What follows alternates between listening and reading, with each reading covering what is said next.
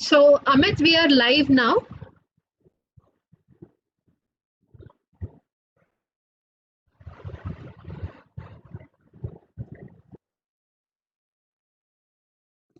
As soon as Mookerjee sir joins us, I can start.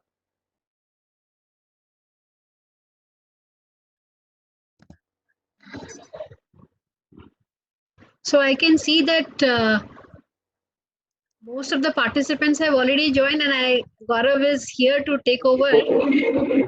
Okay. But we are waiting for Mr. Amit Mookerjee to come. He will, I believe, join at 2:15, which is the scheduled time for the presentation to start. Yes, I got the message from him joining now. So he should be joining anytime now.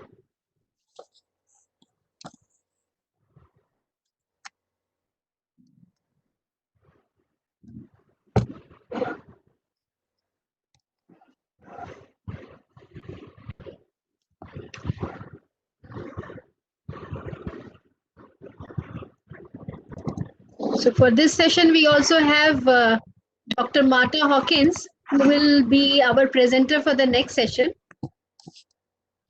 We welcome her formally. Thank you.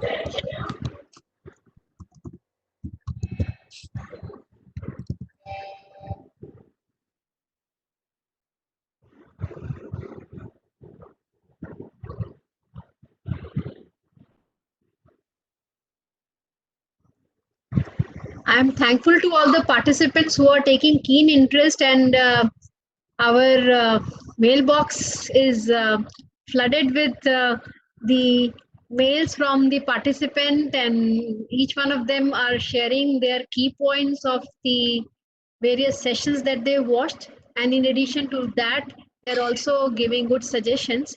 So we hope to make this session more interesting and take it forward session by session.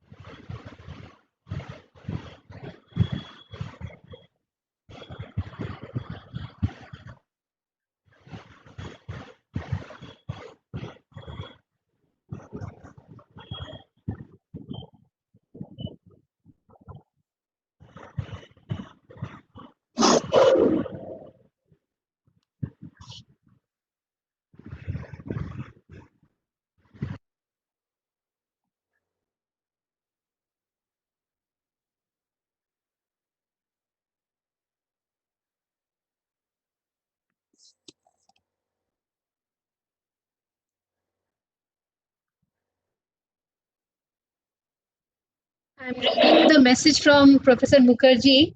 So he's got the invite on his new email ID. So he's just going to take a little while and join soon.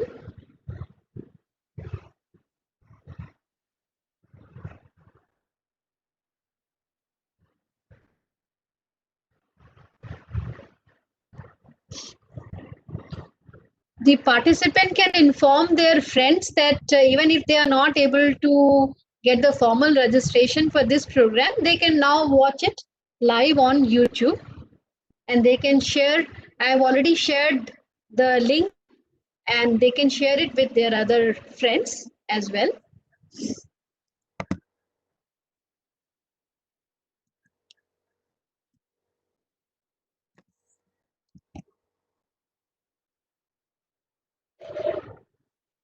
Professor Himanshu Rai's talk is also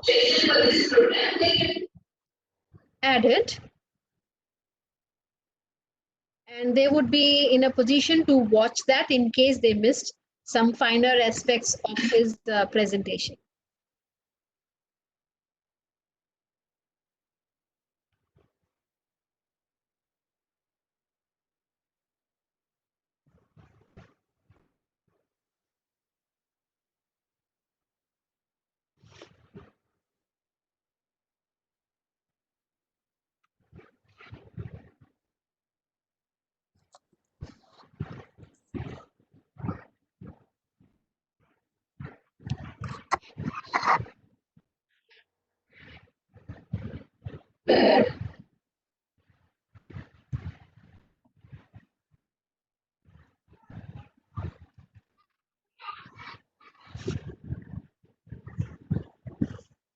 So I've already shared the YouTube link for Professor Himanshu Rai's inaugural address.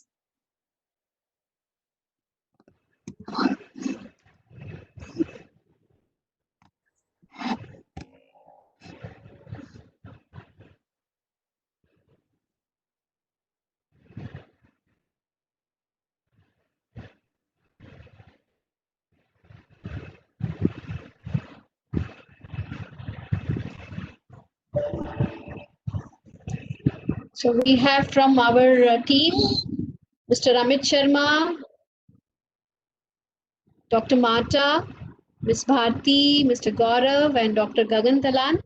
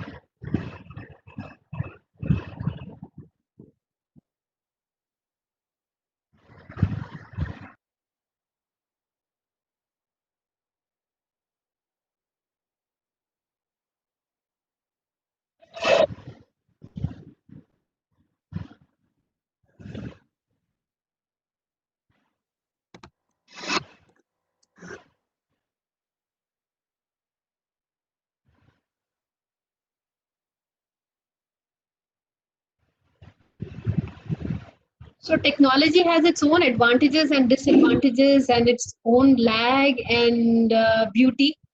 So right now we are experiencing the lag, but soon we are going to have a good presentation by the next. So we already have the next presenter, Professor Dr. Amit Mookerjee. And I request Mr. Gaurav to take it forward. Thank you, ma'am.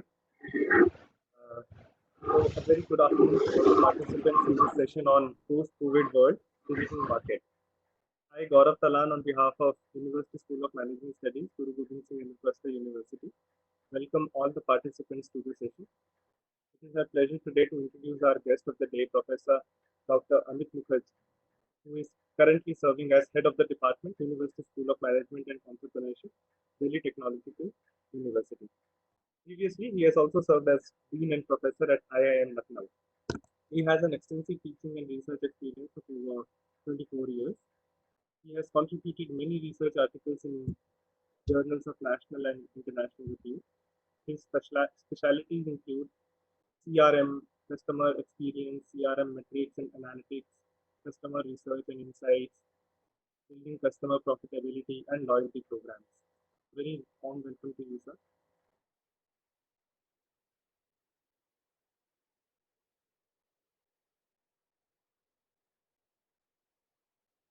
Without any further delay, I request you, sir, to kindly enlighten us with your words of wisdom. Sir, I guess you are on mute. You're not audible. You need to unmute yourself first.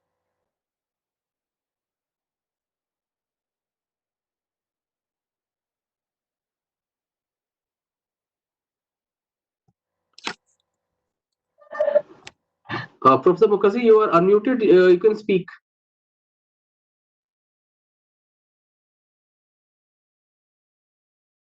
He's still on mute. You are still on mute. We're not able to hear you. Yes, I can see that it is showing mute. I've unmuted him again, but somehow he is muted himself.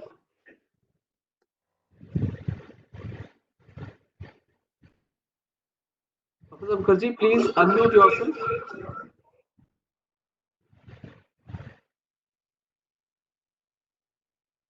I'm trying to unmute you, but it is not happening.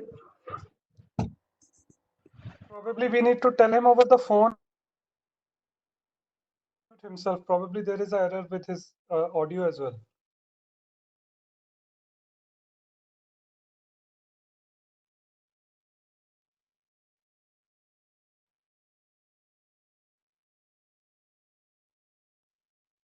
the Guru Gobind Registrar.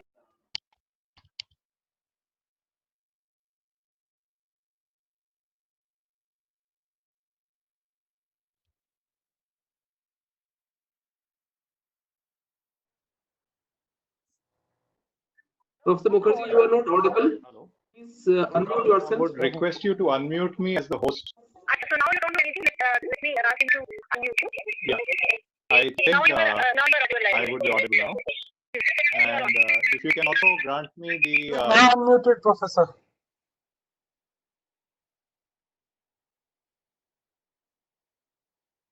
You got unmuted in between. You have you muted yourself. Please unmute yourself again. And you have already been given the presenter role.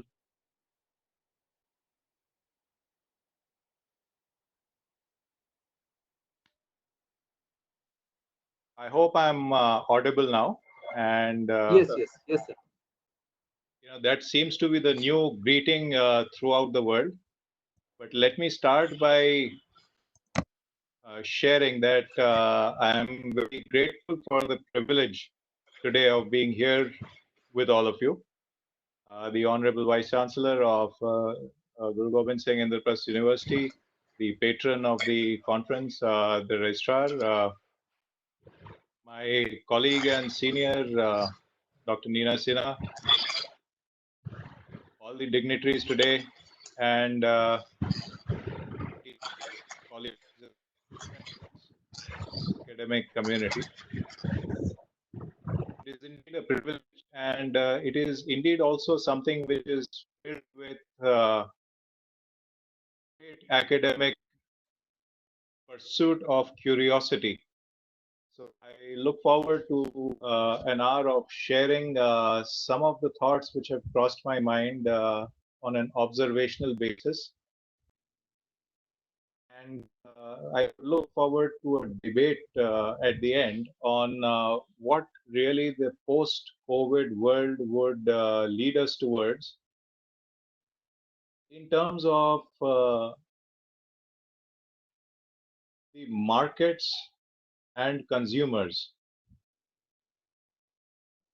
And there are a few themes I can share as a sort of prelude, which I thought of sharing. So I would be, sharing certain thoughts on a PowerPoint presentation with you.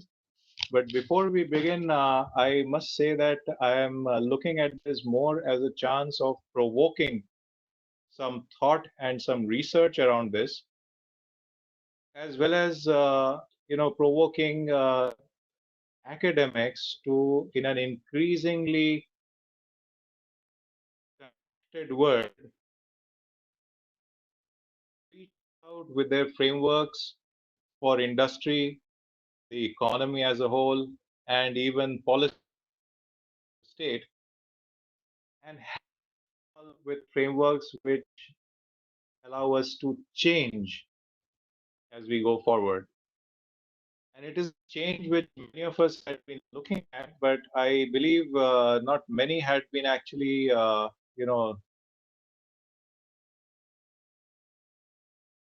be like this.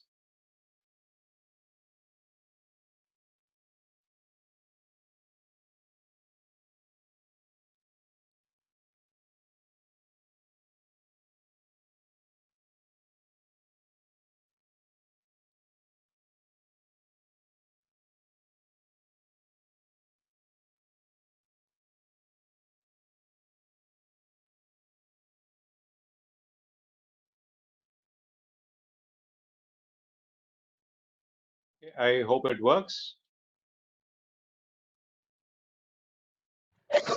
Yes, now fine. Are you all able to see the slides? Yes, it's okay. Yes. Okay, thank you. Thank you. Now, just to, provoke you, I have put on, the slide which I was sharing, as you may look at the date at the bottom. I'm sharing today, but which I had actually spoken about at the IMA, annual conference as a keynote speaker in 2018. And we were talking of digital privacy, data privacy, and digital engagement, but the sub theme was managing in the age of disruption.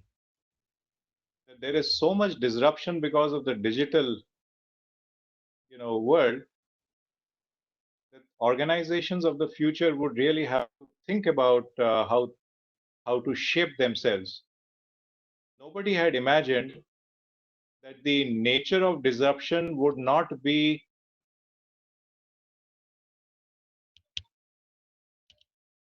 okay. That the nature of the disruption would not be digital in nature, and that the digital side of the economy.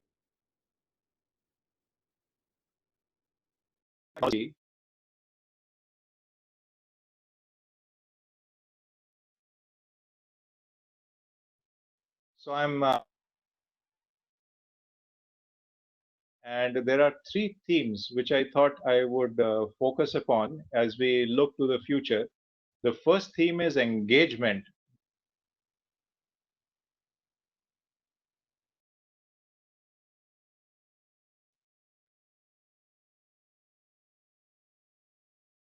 Consumers have been connected with each other in various ways. Obviously, the way in which majority of connections are happening in today's lockdown world throughout the globe is that the world is becoming digital. For most consumers,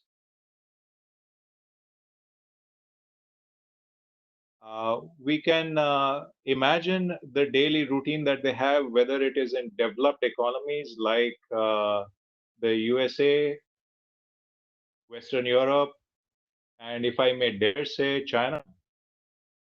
If we look at lesser developed economies like India, like Bangladesh, like the SAARC countries, and a lot of other countries throughout the world, as of today, the majority of events are being planned and operated through the digital world. Changing our market,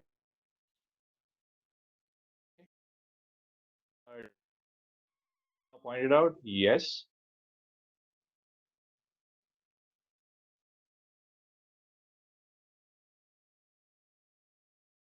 The presence of all the students, and attendance is going up very sharply to 100% in most of my online sessions. So this is what I'm really going to talk about. Okay. As far back as 1987, somebody had talked of permission marketing and said that, privacy and permissions are a key part of the CRM process. And I don't think anybody had been able to imagine that the disruption would come from biological sources rather than information technology resources.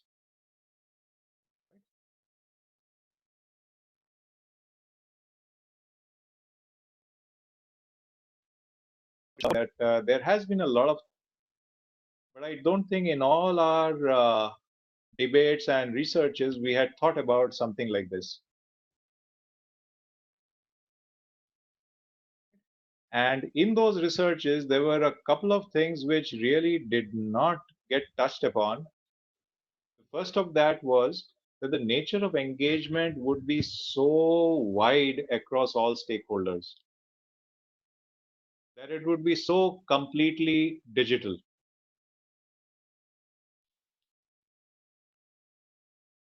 Right? And that markets and consumers would change in a matter of a few weeks. Nobody saw that coming. So this article, which is now 33 years old,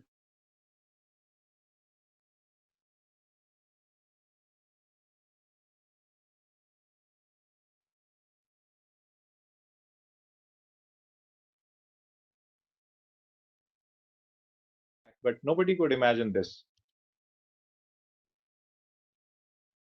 Okay?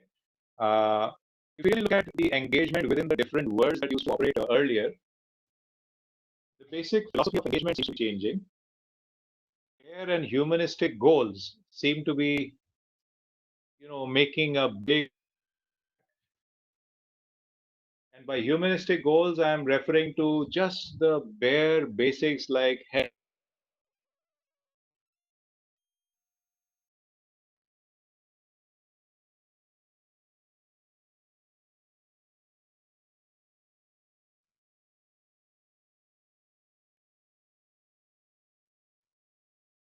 psychological feel factor.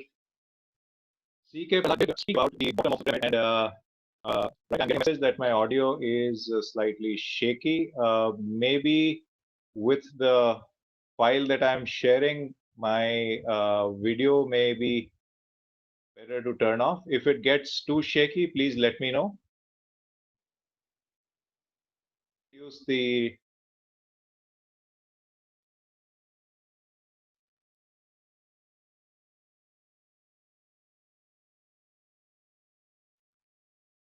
video.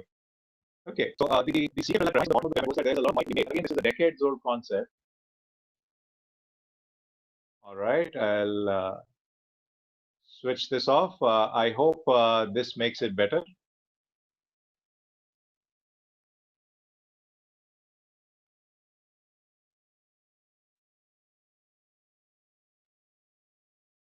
Repeat in that case.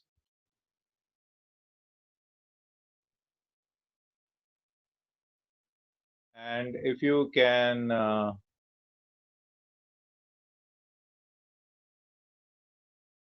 Sina, is it all right if I stop sharing the file and share it in a lighter mode? This is fine right now. It's fine. All right. Yes, I can hear you. But off and on, the there is audio a problem. better. Seems better. Okay. Let me begin again with this particular aspect. The degree of engagement within the worlds, the different worlds of the government, of the corporates, of the different sections of society who were engaged with the government, who may have had far little engagement with, let's say, online buying, for instance, and very little engagement with the district administration, so to speak. Very few of us would have directly felt the effects of the DM's orders in our lives, and I'm sure that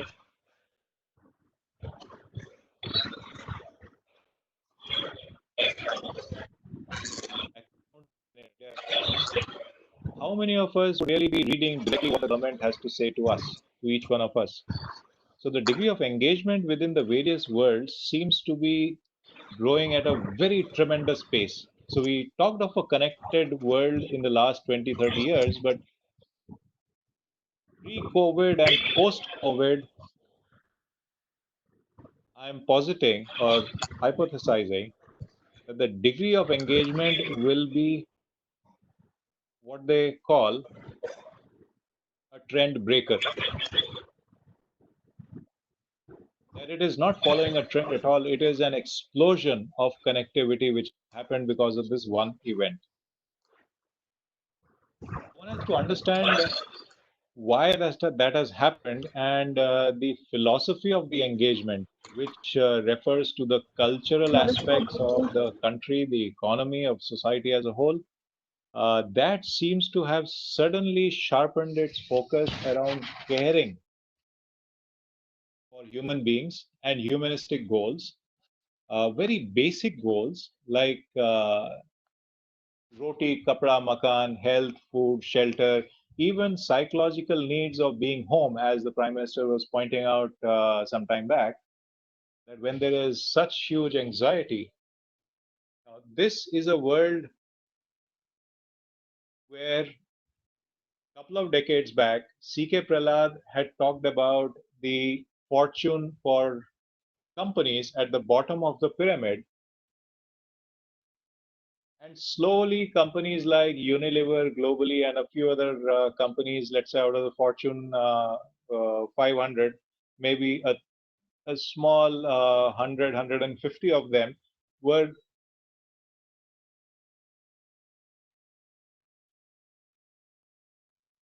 the pyramid. But today, in one sudden shock, the essential services. The second big change that I see is the one-on-one tracking which has now come. Really, and I wish I had sort of annotation tools here to call your attention on the third bullet point here, the one-on-one tracking and care. In one sudden sweep, in a matter of a few weeks, in a country like India, which had been struggling with Aadhaar and Aadhaar-related issues and direct benefit transfers and tracking and tracing and all of that, in one short period, we have all accepted that there is going to be one-to-one tracking, and the government, civil society, RWAs, everyone is actually getting into the act in, may I call it, a seamless manner now? So philosophically, the engagement is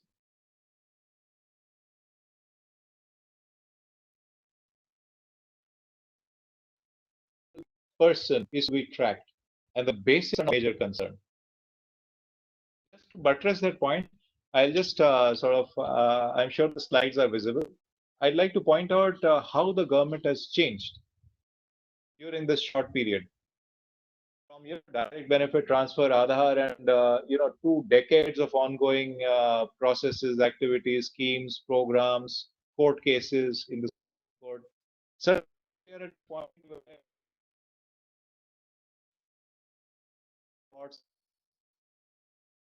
the call centers has helplines, has engaged the wider community in a voluntary and non-voluntary basis on a paid and unpaid basis. A large number of people who will help connect directly with the person on the street.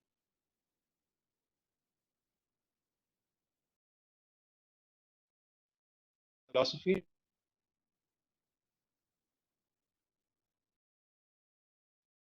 to connect with every single person. The second thing that has come out is that there are action teams. The coordinated effort across departments was always something which in the government was a mighty ask. Today, there is a very clear task orientation, and culturally, there seems to be a big shift in the government towards this must happen. So, all those decades of schemes reaching to a certain percentage of the target population and being assessed accordingly a few years later, all of that is gone. There is that great sense of urgency and a task orientation. You can look at how that philosophy is changing things. The top is in sync with local administration, which is in sync with the RWAs, which is in sync with the each individual member, and this is reaching out to all those homeless, needy, including the poor, and not all the poor are homeless and needy today. Right? And right down to shelters and everywhere. Two big changes have happened outside of the government organization to the government. The RWA is the Resident Welfare Association or the local, society. So in most large cities or urban agglomerations, the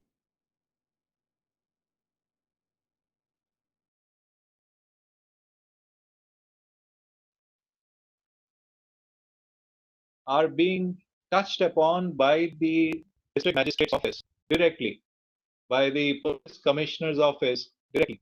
So each locality is actually now in sync and is being actually dealt with in a zone by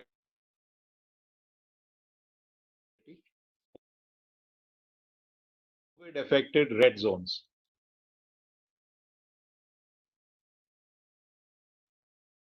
But two things have happened. The government's appeals directly to industry and scientists and laboratories to work upon something which is affecting the entire nation.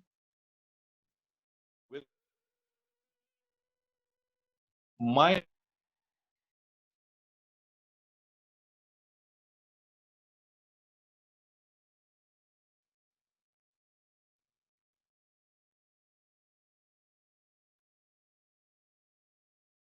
I have no data.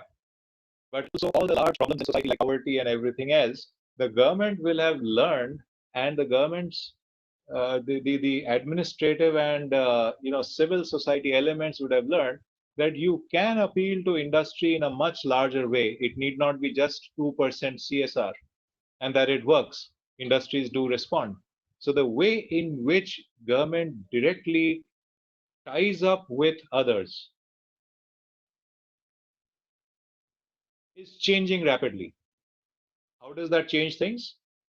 A very large number of basic schemes around health education, which is for many years the largest market across the world in terms of the size of these markets.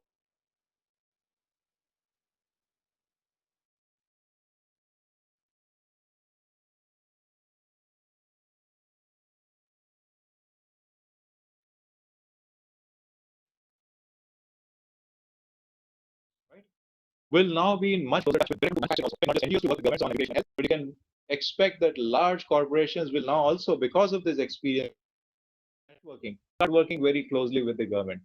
The second thing that I've noticed is that the government is directly interfering in marketplaces, not through mandis, but through e-marketplaces in rural areas. If you have all come across that news, the e-marketplaces in rural areas seem to be gaining action like anything else.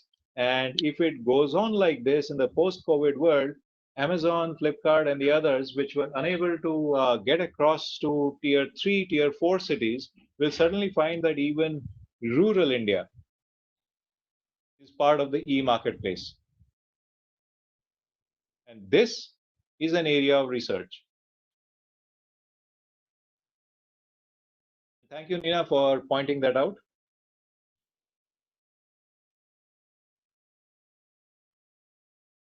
Okay. This back to the basics approach seemed to have affected corporations also to a large extent. If you can look at the slides, the corporates, it has always been a contention for me personally that today it is no longer governments which operate the earth's resources or the nation's resources. All the mines, all the ports, all the major utilities are slowly going towards corporate control. If you look at the economy, more than 80% of the economy is in private hands. Why were corporations set up? If you go back into the history, we found that for thousands of years, kingdoms used to rule all the countries of the world, and they were seen as a stable form. But revolution after revolution took place, and today that form of governance of the resources of the nation shifted to a democracy, and from democracy to corporatocracy, as it is called. Now, that is the perspective I'm really looking at. That corporates who used to focus in decades on profits slowly became customer centric and market centric. So in the 90s and 2000s, they were market centric. Today, with big data and precise consumer identities and contact numbers, it has shifted to a focus on consumers, their own consumers, their own limited consumers of their products and services.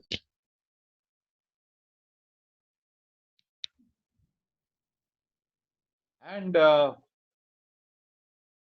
in this, it was just a sort of 2% mandatory requirement where they were working society. But today, some of the industry leaders, and you can see Wipro, you can see the Tatas, you can see a large number of others. You can see McKinsey, which has created a digital platform where DLF, Medanta, and many others have got together to open the second hospital of for COVID patients in Lucknow. Gurgaon is a massive urban agglomeration. It had only the government hospital. Now, because of CEO, you are suddenly seeing that this is happening. So corporates are looking at society in a much larger frame outside their own industry. They are looking at their capabilities and saying, which other industries, which other manufacturing areas can I get into? So suddenly there is a widening of their ambit. And I'll get to this part shortly. How is it changing them? You can find that because of the government sort of intervention, some of the automobile manufacturers, because they are shut down and must look for business elsewhere, or because they have the good of society at heart, they have started manufacturing ventilators. It started with Tesla, which promised to the US president that they would manufacture ventilators. It has gone on to, at least 3 other automobile manufacturers in India who are using their facilities to manufacture ventilators.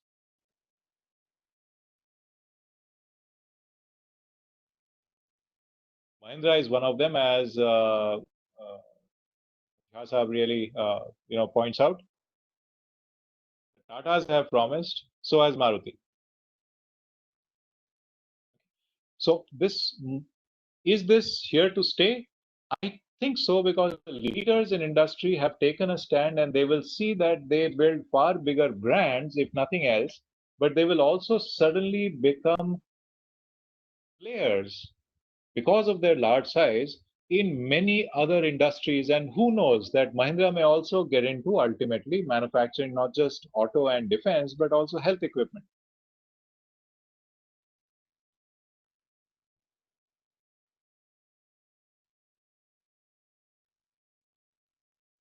Yes. Dr. Shilpa Sangpal has this question. I hope you have been able to read that chat message, all of you. This is where the next point, work from home, engagement across departments, which is actually working offline. This is a big problem. All the factory workers going home. Please look at this. If industry refocuses on what is essential for society, not for their market, not for their consumer, but a much larger consumer group called society. If auto manufacturers, instead of shutting down plants, get into manufacturing other medical equipment, they are serving the nation and they are serving just as large a market. Can they open up? Can the workers be home and safe in the cities where they find employment opportunities? Okay, I'll jump straight to the next point, flexibility. Right? And this flexibility option, if I can actually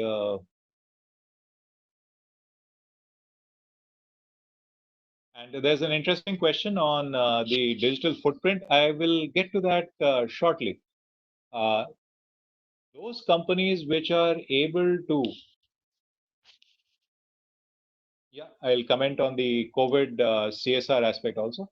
Those companies like the Tatas, and let me change accordingly, who have always been responding to the calls of the government and for society at large, will now do so in a much, much larger way.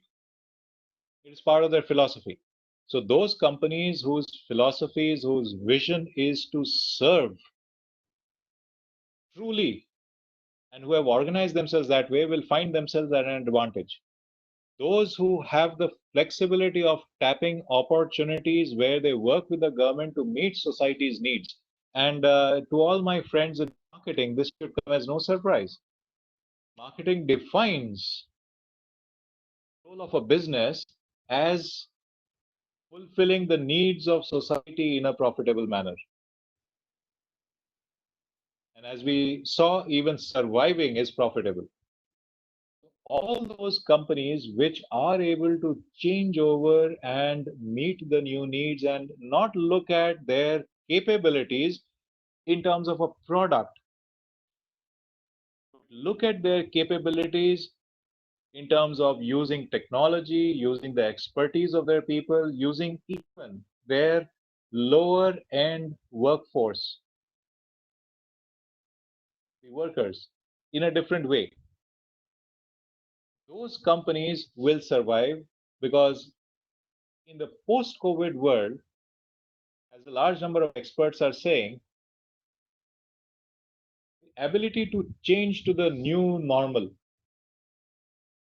will mean that you react very, and I move on to the next point, very quickly with great speed to new opportunities. So you are no longer a product manufacturer.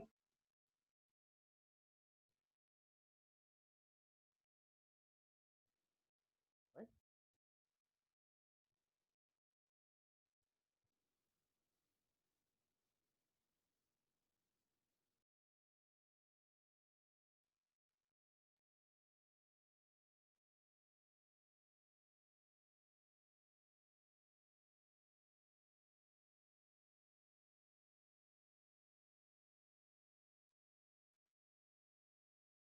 Anything which your capability can take care of.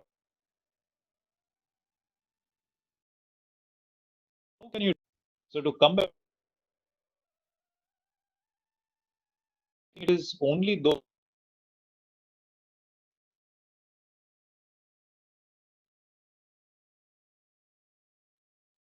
able to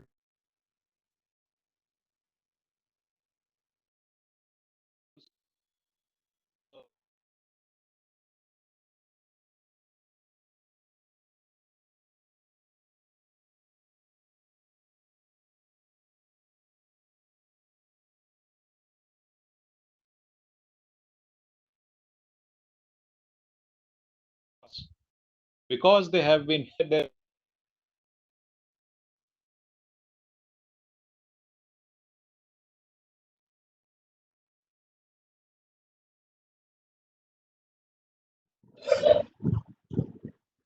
Professor Amit, the voice is the breaking again. last mile The voice is organization in breaking automated up. fashion. Yeah.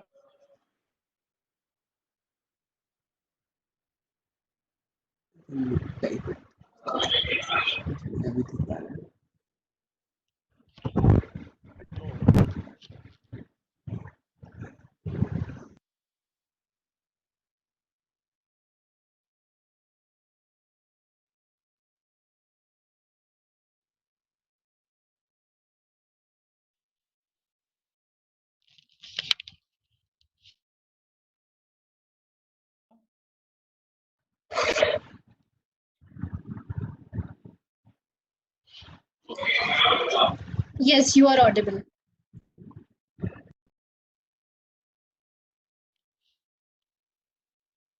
I will quickly go through the major themes. This is really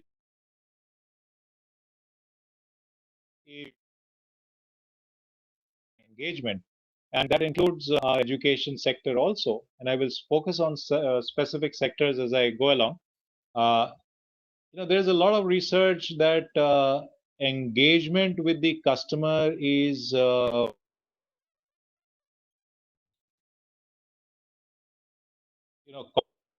physical as well as emotional. And I go back to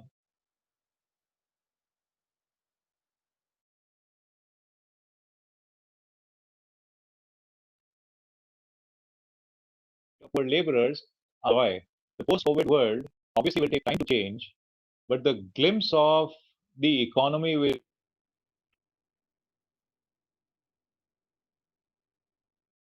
emerge.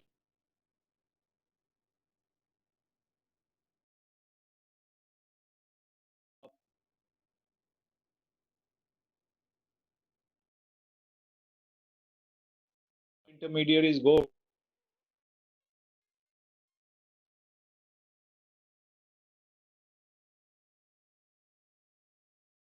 I would like to skip this part very quickly. What is the digital?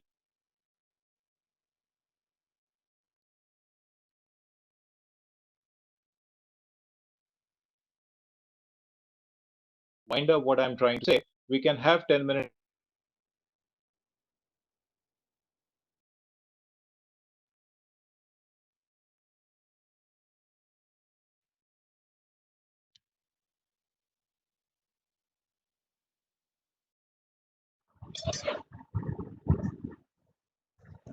I couldn't hear you completely. Look at this perspective.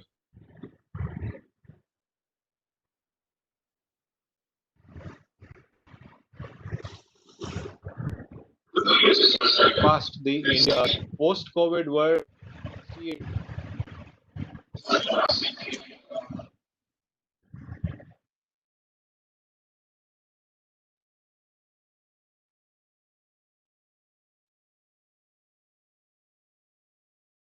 is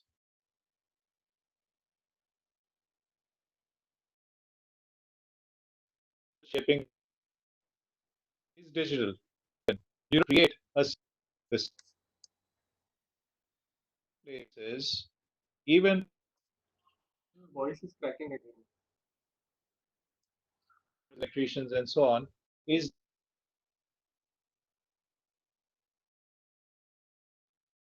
the government's role from GEM to each other and markets, vastly digitized marketplace. Now that is very clear. Where is the opportunity? And that is where education also comes in a major way. The delivery model for the new industry, the new normal in industry, will be click and mortar. And there are major opportunities, including human initiatives where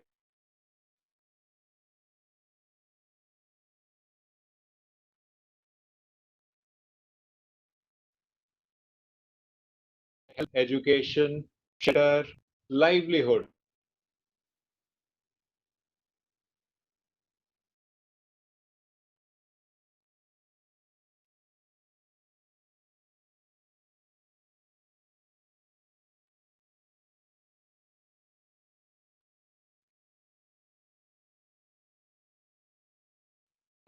Digital understanding. The training opportunity will be entirely digital for the education world.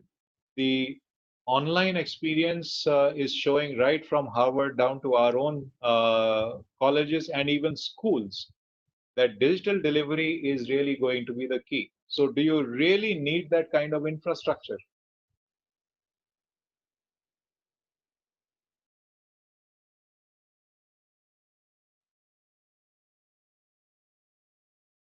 Leaders. And you can take a very quick look.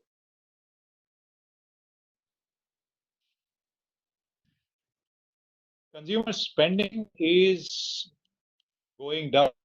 All categories other than groceries, supplies, personal care, medicine, and entertainment. Entertainment is there. Will fashion also work?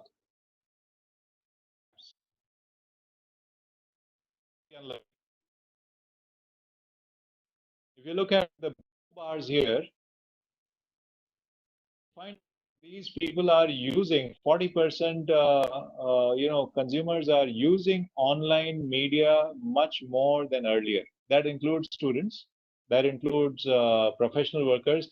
That includes people on the streets who are finding out from each other through WhatsApp or other message groups and from the district administration, which is now using all the registered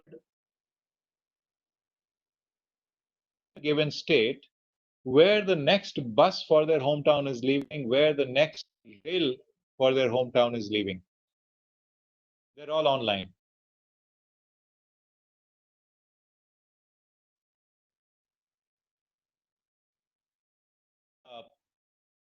Activity going to pick up?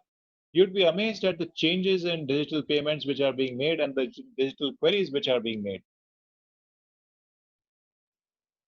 And as Nidhi points out, there are apprehensions that consumerism might increase. Yes, I do feel they will.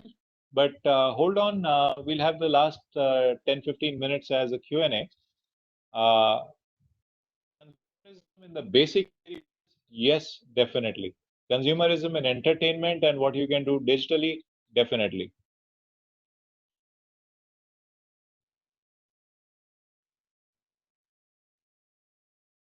But to answer your question, it may increase for all those who are already rich, not just in economic resources, but today, even in digital resources. You will see that the last two bullet points, social divide and economic divide, this will increasingly depend upon your digital literacy and your ability to be online. Will the richest segments of society go back to the physical world for buying and consuming? Most of it will not. Will the bottom of the pyramid now adopt digital? Yes, it will. Now, I'm staking, a claim. What I'm inviting is a lot of research there.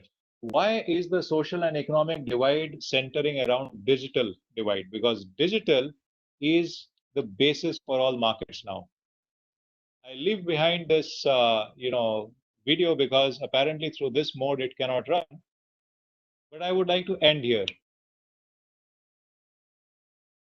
That if governments and corporates are working together, and the PPP is one area of exploration which one must do in how markets are being reshaped.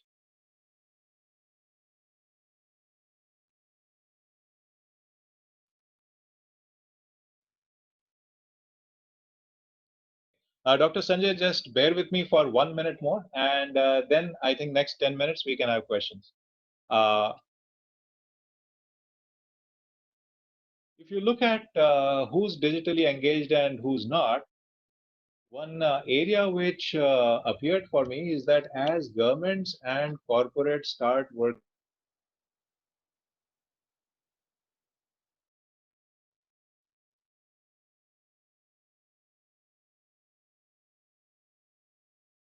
and I'll come to that, there are those who will willingly adopt the Arogya Setu, and there are those who will reject the Arogya Setu, saying that they do not trust any such large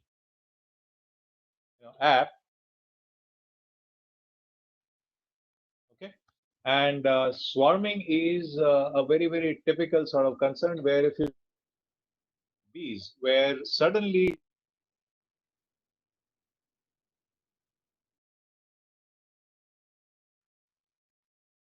garden, when there is a signal of danger, the swarm also forms, right?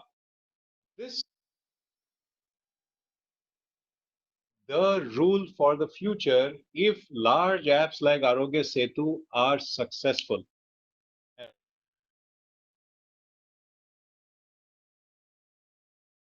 It can be done, but if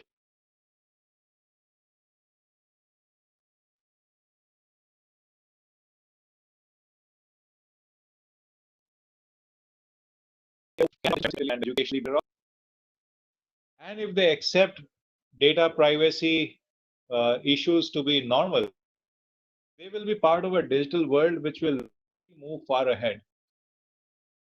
Those who cannot become digital, like those poor souls on the streets who do not even connect with the local administration,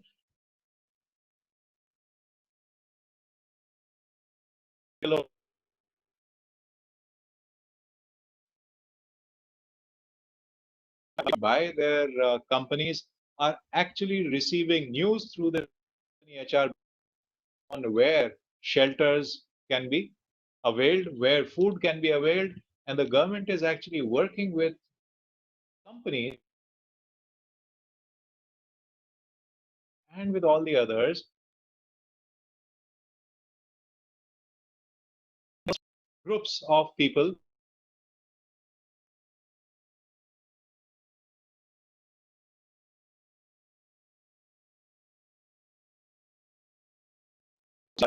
perhaps possible when the world is digitally connected.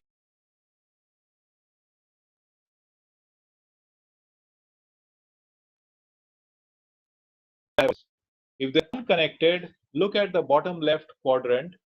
You cannot bring them, you cannot include them in the economy. What have you got to do? So research on how to enable people at the bottom of the pyramid. Enable. There's a change. C.K. Prahlad said, do bottom of the pyramid and give them livelihood so they can buy. Well, today, I think we have to say first enable them to join the digital world, participate.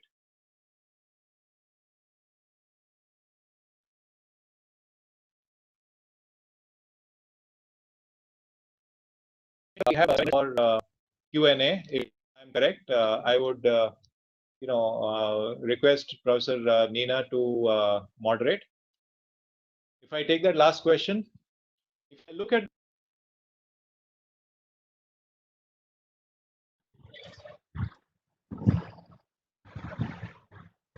digital divide,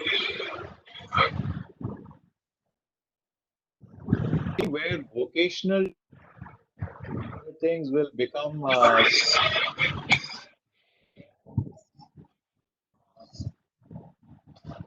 as well as the people themselves. They will have faced such hardship today that tomorrow they will do anything back to jobs or livelihoods where they are never cut off from the marketplace so badly.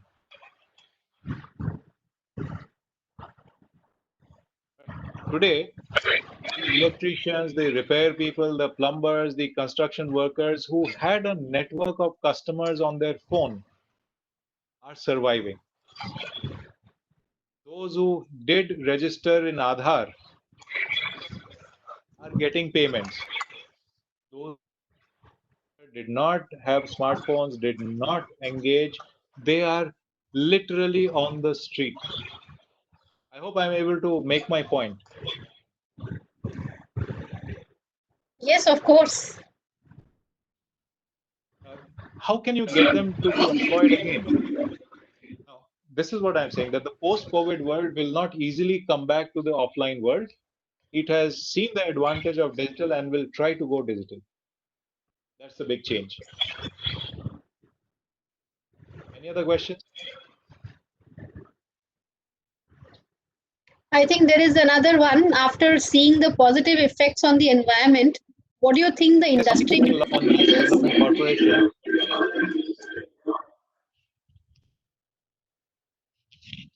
Actually, that's the role I see for industry. That if you look at the skill development,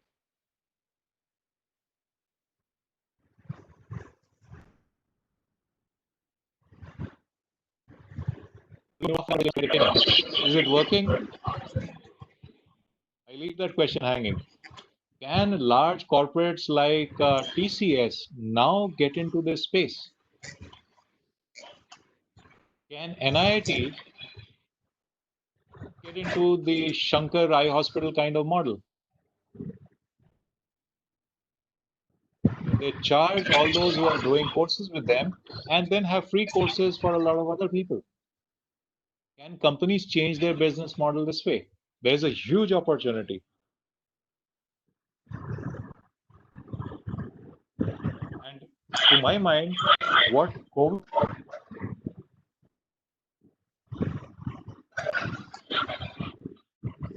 if you become digital, you can connect to the poorest of the poor, and we can actually connect in the last mile, even in rural areas.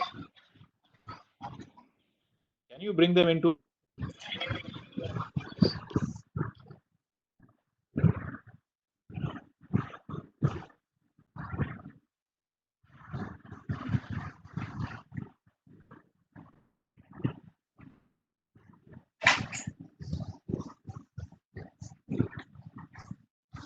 Hello.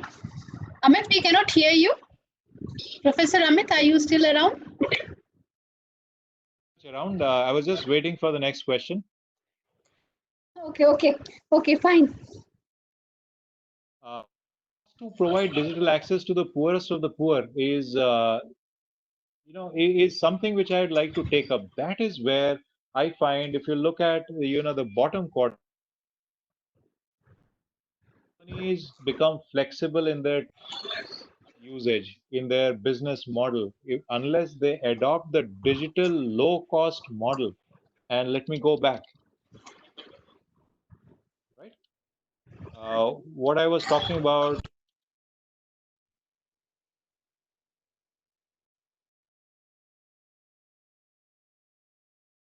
Point.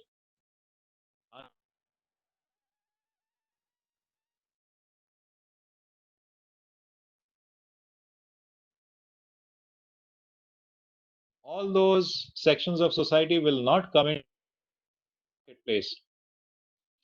Faculty, well, I'll like to focus on that. I guess many of you would have taught digitally and are getting. You must have found that in today's technology, it is interactive and nearly as good or just as good. Can you spend some more hours teaching? If TCS now partners with the government and looks for volunteer teachers because they have the scale, will they be more effective than the small NGOs of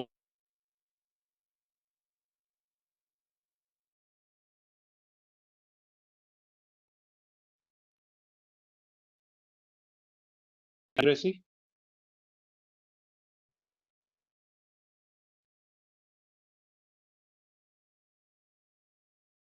Okay.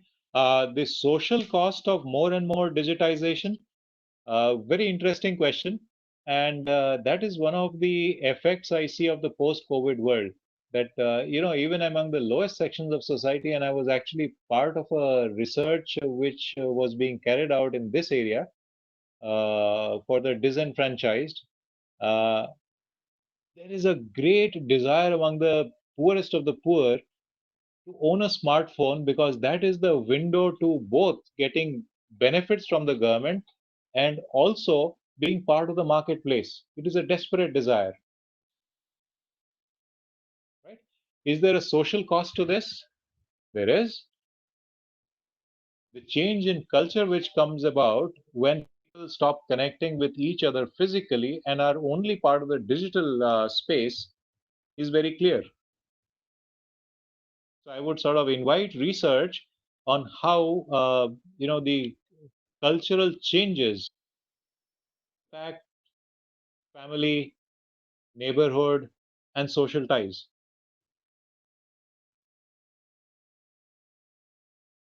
Okay.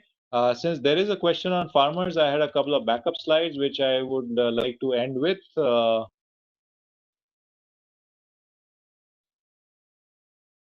This is what it looks like.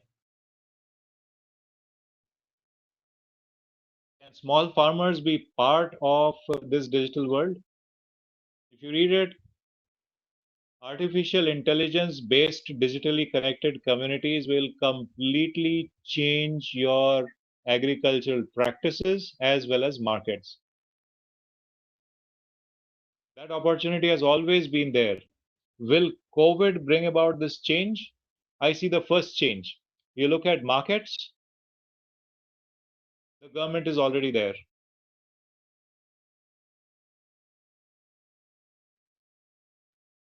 Would you incentivize public, would you incentivize digital literacy through public policy? I would. Okay, last question. E-commerce in rural India challenge due to trust. It is when the government steps in that the trust really builds. You can't trust Amazon or Citibank, but the government is one entity that is trusted. It's like SBI.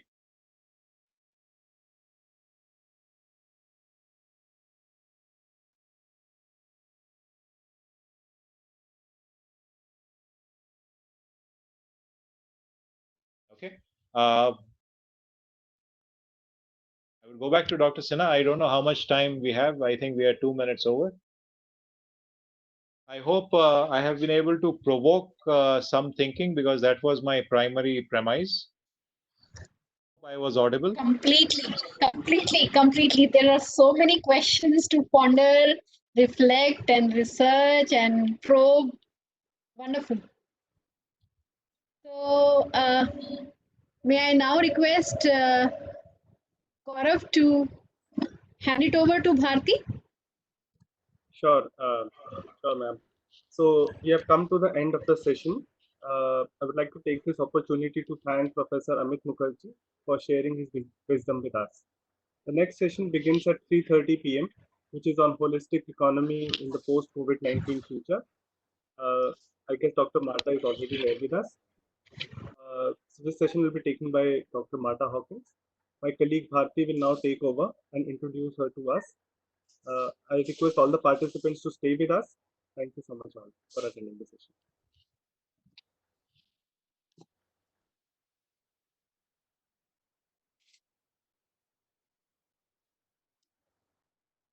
Thank you so much, Gaurav. Thank you so much, Professor Mookerjee. It was great indeed and very quite provoking, thought-provoking discussion that we had. So we have with us Dr. Marta Hawkins today. Thank you. For the, thank you so much, sir. So a very good afternoon to all. We have the privilege of having Dr. Marta Hawkins with us today. With more than 2 decades of experience in academia, she's an avid researcher with an expertise in the process of identity making and impact of socio-cultural context on individual and collective lives. Her other areas of expertise include creativity, branding, knowledge exchange, and engagement in higher education. She's a founder of research-led think tank In Light Of that provides bespoke consultancy for education, knowledge transfer, partnership, sustainability, and curriculum development. She has successfully aced knowledge exchange activities at 4 universities in the United Kingdom through development of students' entrepreneur and civic engagement and international partnerships. Dr. Marta Hawkins has received several research grants from the British Academy, Leverhulme Trust, and AHRC. Her other areas of interest also span producing documentaries, filmmaking, and community activism. She will be sharing her views on holistic economy as a post-COVID-19 future, the role of social purpose and compassion as the economic drive. Welcome Dr. Marta Hawkins with us today. Thank you so much, ma'am, for joining for this afternoon session with us. Ma'am, you can take over from here. Thank you so much.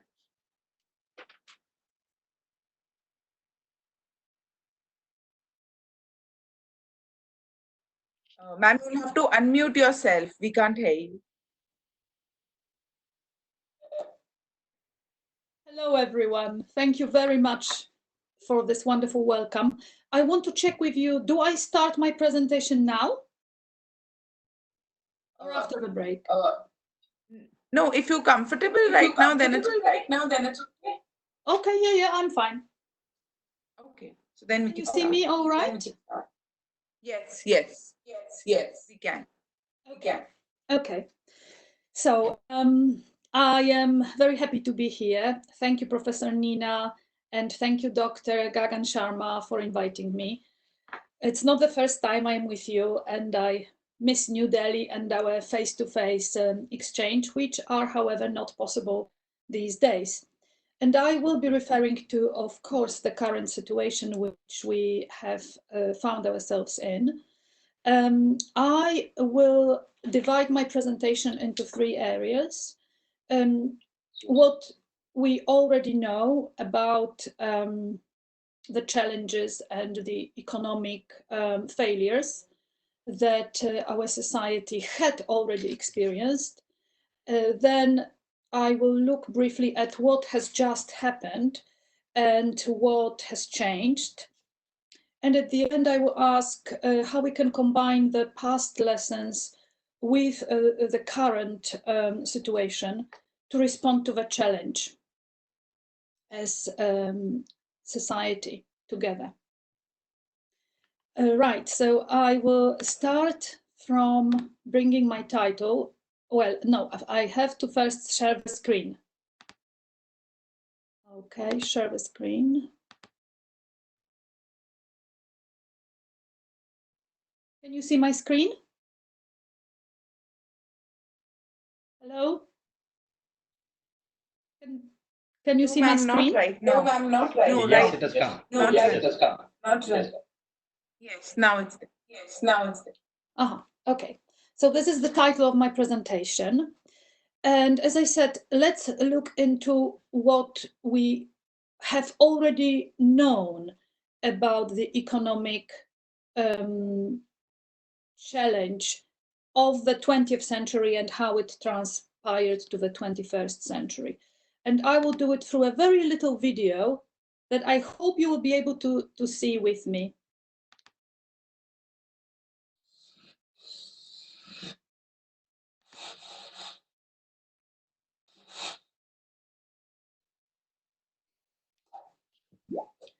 In the 20th century, economics lost its purpose and started chasing the false goal of GDP growth.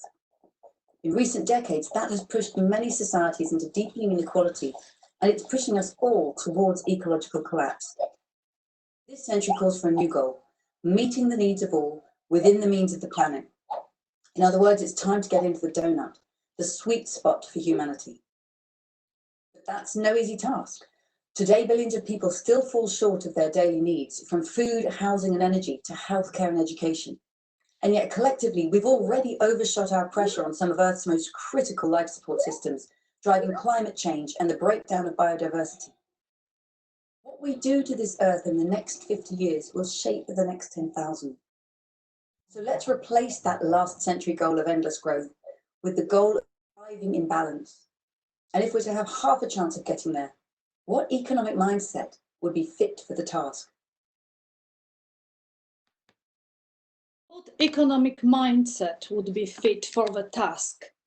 This is the question that I want us to bear in mind for this presentation. What economic mindset do we need to have to respond to the challenges that Dr. Kate Raworth asked a good few years ago, and I am going to bring her book here, which actually now is gaining a very different meaning and much bigger punch.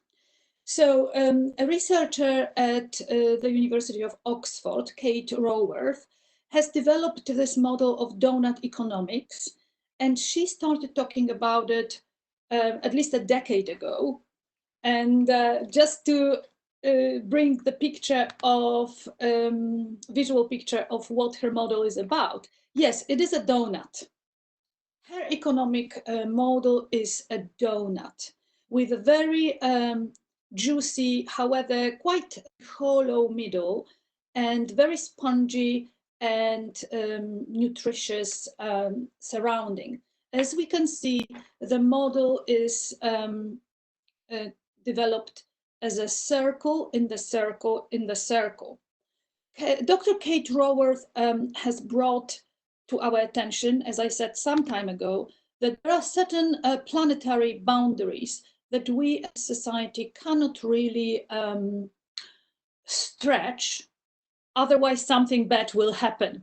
And they are listed here. Climate change, these are all very well-known boundaries to anyone who has dealt with sustainable goals and sustainability as such. Biodiversity, freshwater use, land use, climate change, that is the outer layer of the donut. In the middle, there is a safe operating space for humanity. So it is that juicy, jammy middle, which at the moment is affected, as we can see from all angles in the red color.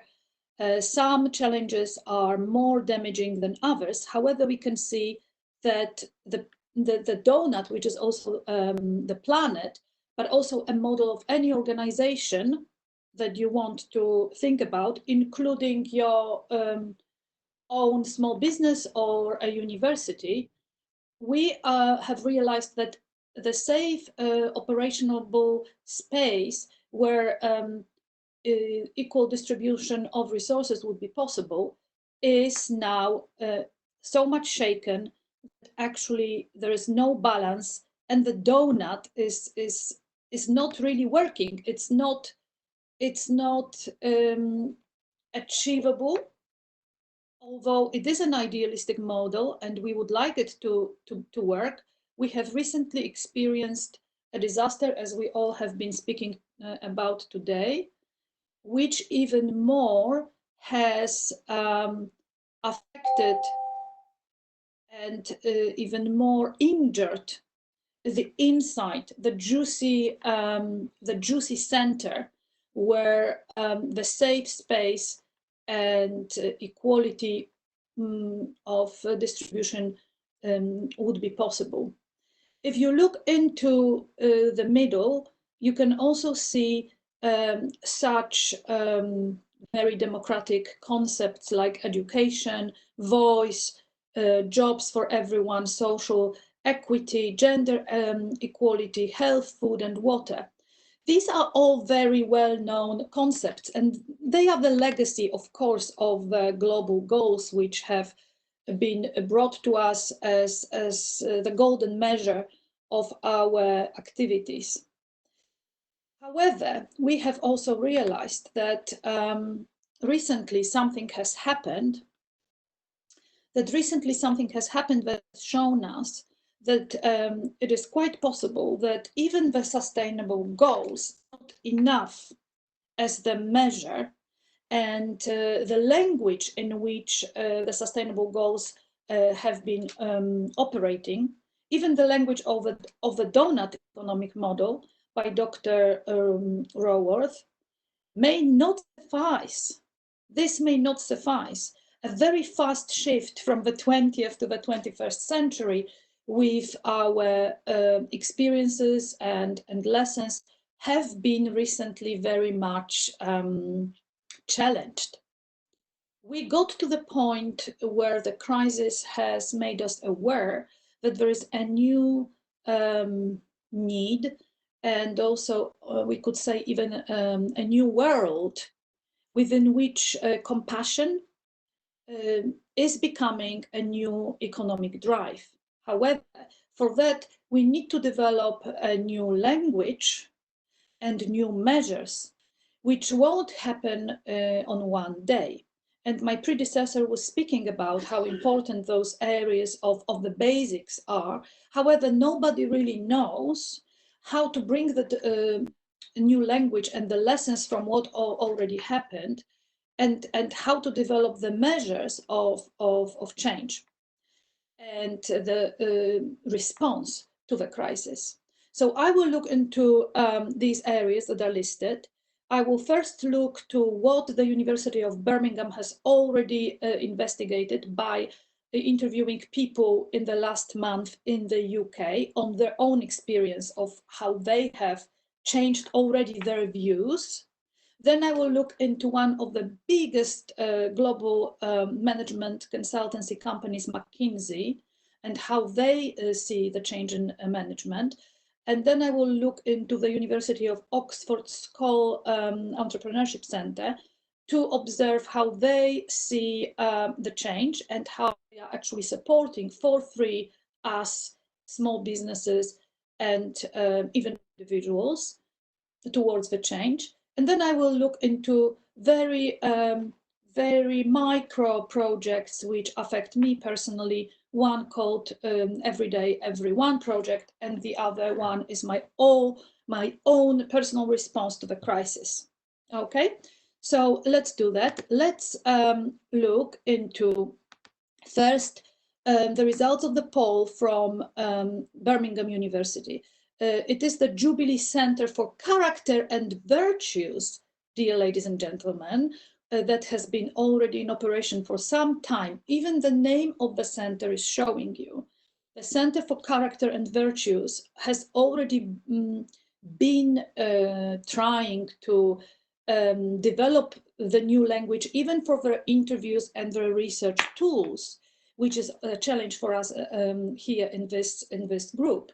How we are actually going to embrace the lessons from the current crisis to how we do research.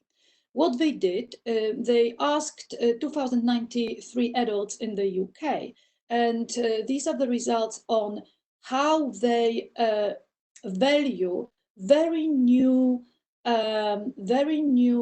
attributes and qualities in their own community, society, government, the government, and also each other. 55% of them agreed now that the health of today's older generations is more important than the long-term economic prosperity. 8% disagreed, so big shift towards looking after the vulnerable. Also, those, I will show you here, human lives now is put in the center as more important, ahead of prioritizing future economic prosperity. And here you have the mean score as well, that you can have a look at the papers, and the research is already on this side. The British public also value the importance of compassion and care in the current coronavirus crisis. And these questions have to be asked, which is also very new. How do we know? How do we understand the lessons? How are we going to move from the donut economy language and the sustainable goals language towards the future, which my predecessor called the post-crisis, and I think also it's a very embracing term for all of us, the post-crisis, the post-COVID reality. Compassion and care. Very interestingly, it looks like the way we look at our leaders has changed. Good judgment is very important, good judgment, and also with older people it is more valued. With older people it is less valued, and with those under 35 it is less valued. Other notable I have here findings include value, compassion and caring, community awareness, and being of service to others in those around them. And again, the generational difference is important. However, not as important in this whole research as the geographical differences. So even in one country as small as the UK, we can see the regional differences, which is absolutely interesting, because it shows us that even if one country, for example, two parts of the country, like the Southwest and Wales, carry compassion more, and very surprisingly, London and Scotland value compassion less. That shows us that this difference can also be symptomatic across different countries and across different governments. So what, for example, the Prime Minister of New Zealand is doing and how compassionately she is responding to the crisis can be different from how Boris Johnson is responding to the crisis in the UK. And also the language they are both using can be different. So we can see these changes on very different levels, from very micro level to generational differences, regional differences, and also national differences. So that's the research that already has shown that people care about new things, and that care and compassion and prioritizing lives and protecting the vulnerable is more important now for people who are also voters and consumers than the economic growth. Now, the second example is from McKinsey, the very influential consultancy that consults not only the biggest corporations in the world, but also governments. And as we can see on the screen, they have already, with their own research tools that they invest in much more than universities, and they are actually much more impactful because they apply the research immediately in practice. We can see the change that here is called tuning in, turning outward, cultivating compassionate leadership in a crisis. And this article comes from the 1st of May this year. Tuning in while turning outward, can be and probably has to be our new approach, our new practice.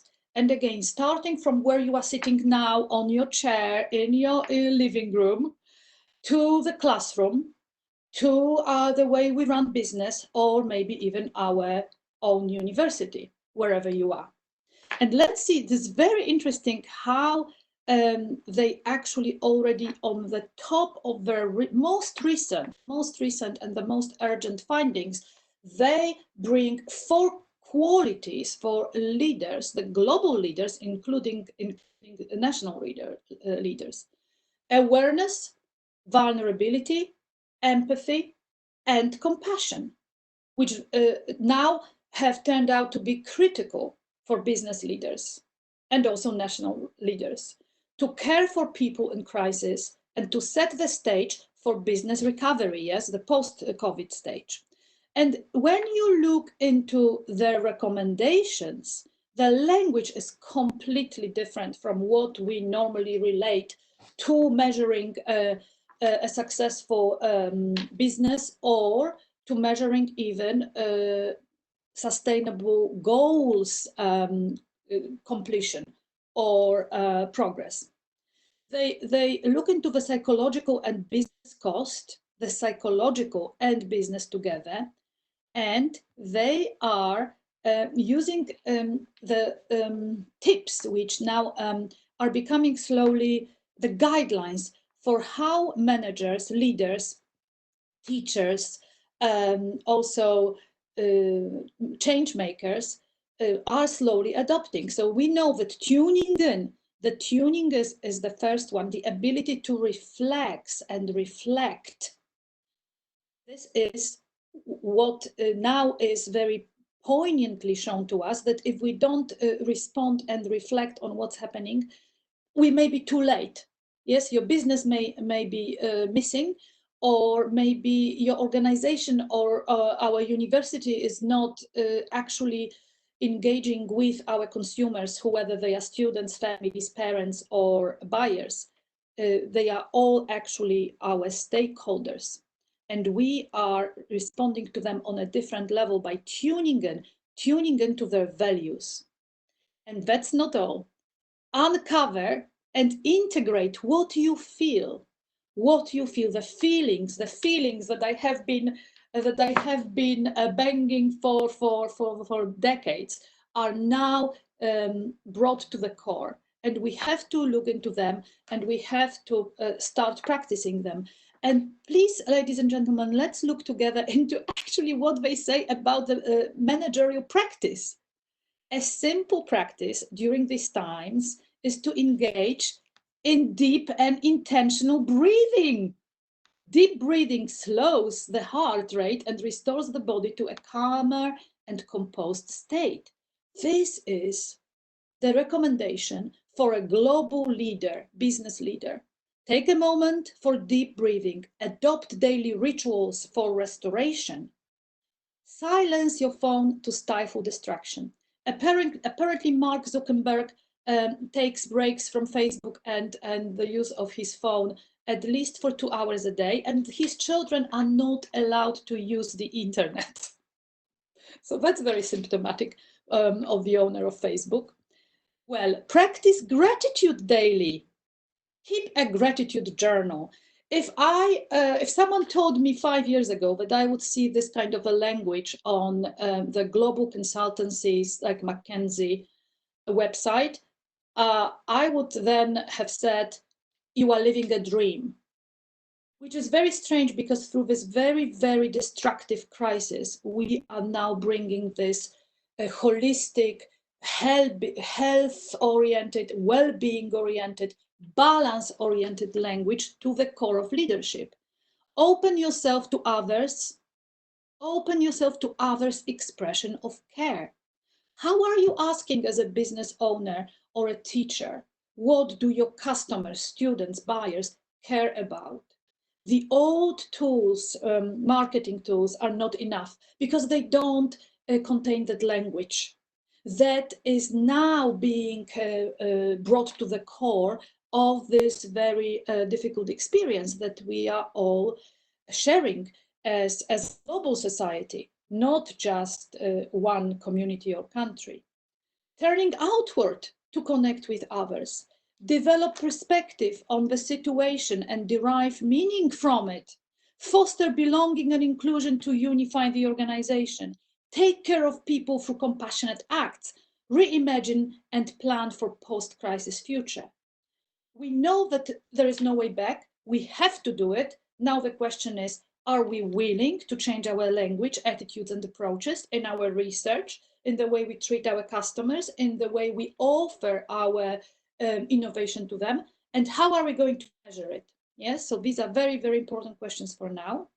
So that was the big landscape. And now I'm going to show you two examples of community initiatives which respond or have already responded to this, as you can see on the screen, new holistic approach, which is really not new. It's 2,000 to probably 5,000 years, but now it really is getting its proper punch through the crisis. So let's look together at this very interesting project, which is called Participatory City. It's a global project which, wherever you are, I don't know which countries you are in now, but it was initiated in Canada. Now it actually is a global project which involves different cities in the world, and together create the link of citizens and community members who support each other without sometimes even actually knowing that there are hundreds and hundreds of these cities all over the world, but they are trying to connect us now more than ever.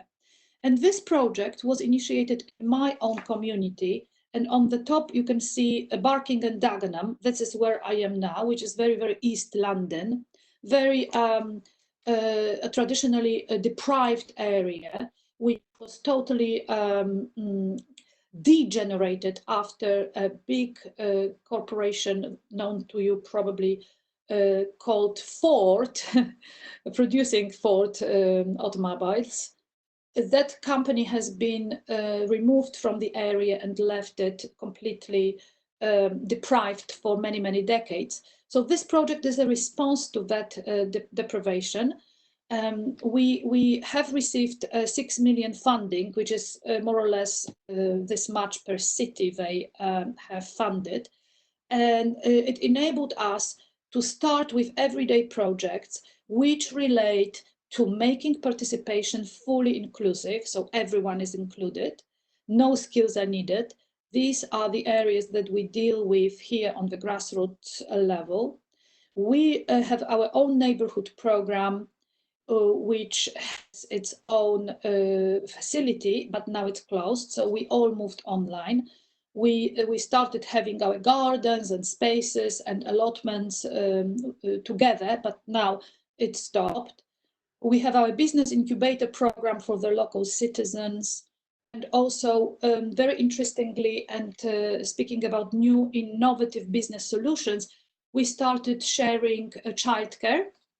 So mothers and parents started sharing their houses, their flats to help each other. We started sharing kitchens and sharing food with each other. We also started making and repairing things together in a specially allocated warehouse where you can bring your own old iron or hairdryer and someone will show you how to fix it so you can become more sustainable and fix it yourself next time.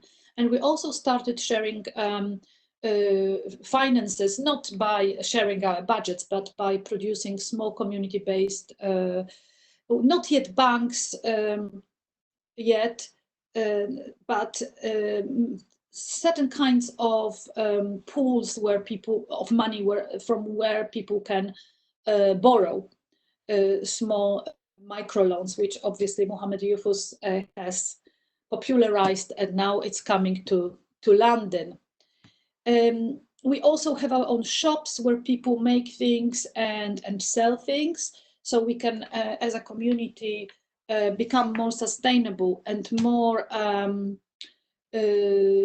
independent from what is happening in the big world. And as we can see, if the big world is in crisis, especially banks or huge corporations, then the impact is top to bottom very destructive.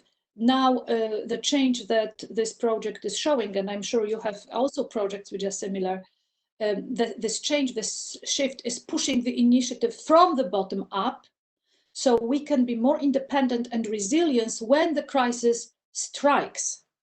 Well, nobody was prepared for this kind of crisis. Yes, we were expecting another maybe stock collapse, a stock exchange, or something like that, but nobody has expected, except some experts, that the biological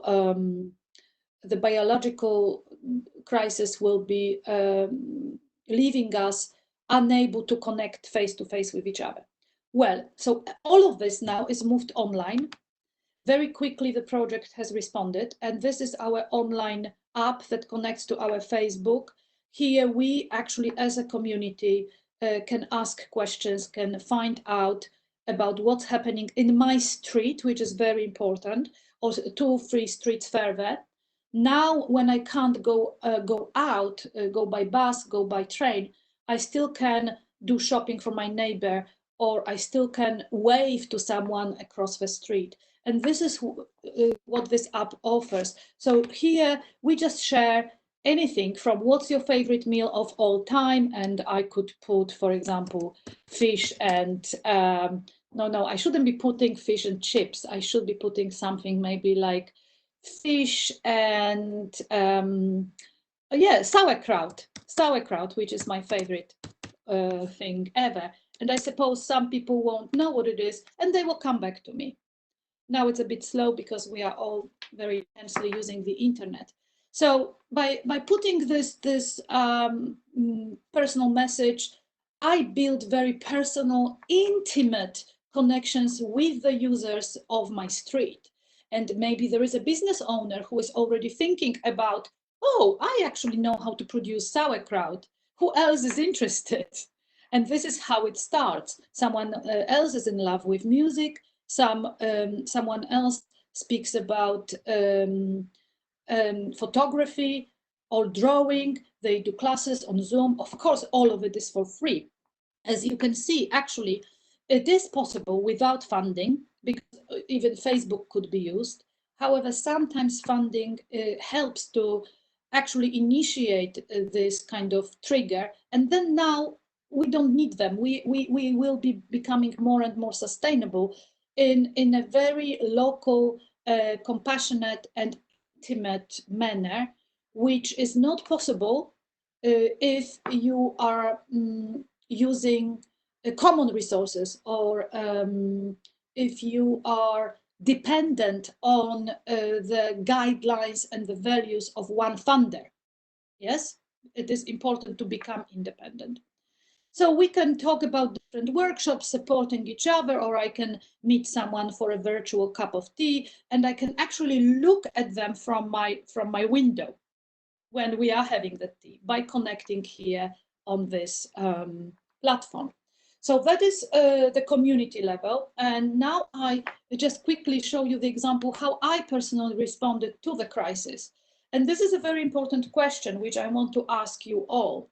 How have you already tried to reflect on the current crisis and your role in it? What is your skill? What is your major strength? What is your attribute? And how are you carrying it forward compassionately to the local community or the online community? The online and the local are becoming blurred, of course. And that's a good thing, yes, because we are becoming connected according to the needs now, rather than the budgets and the national borders. So I have set up a little online school where I thought, okay, I will put all my skills. One thing that I know that I do well in life is to teach. So I put this little project, a social enterprise for parents, under my in light of consultancy. And here I am teaching actually every day. I am offering little classes to parents who struggle when they have to work and they don't know how to homeschool their children. I just produce little videos, anything that I know I am giving out. For me, it is this way how I connect with people who are going through something similar that I am, which can be pain, which can be sometimes depression, which can be sometimes fear as well about the future.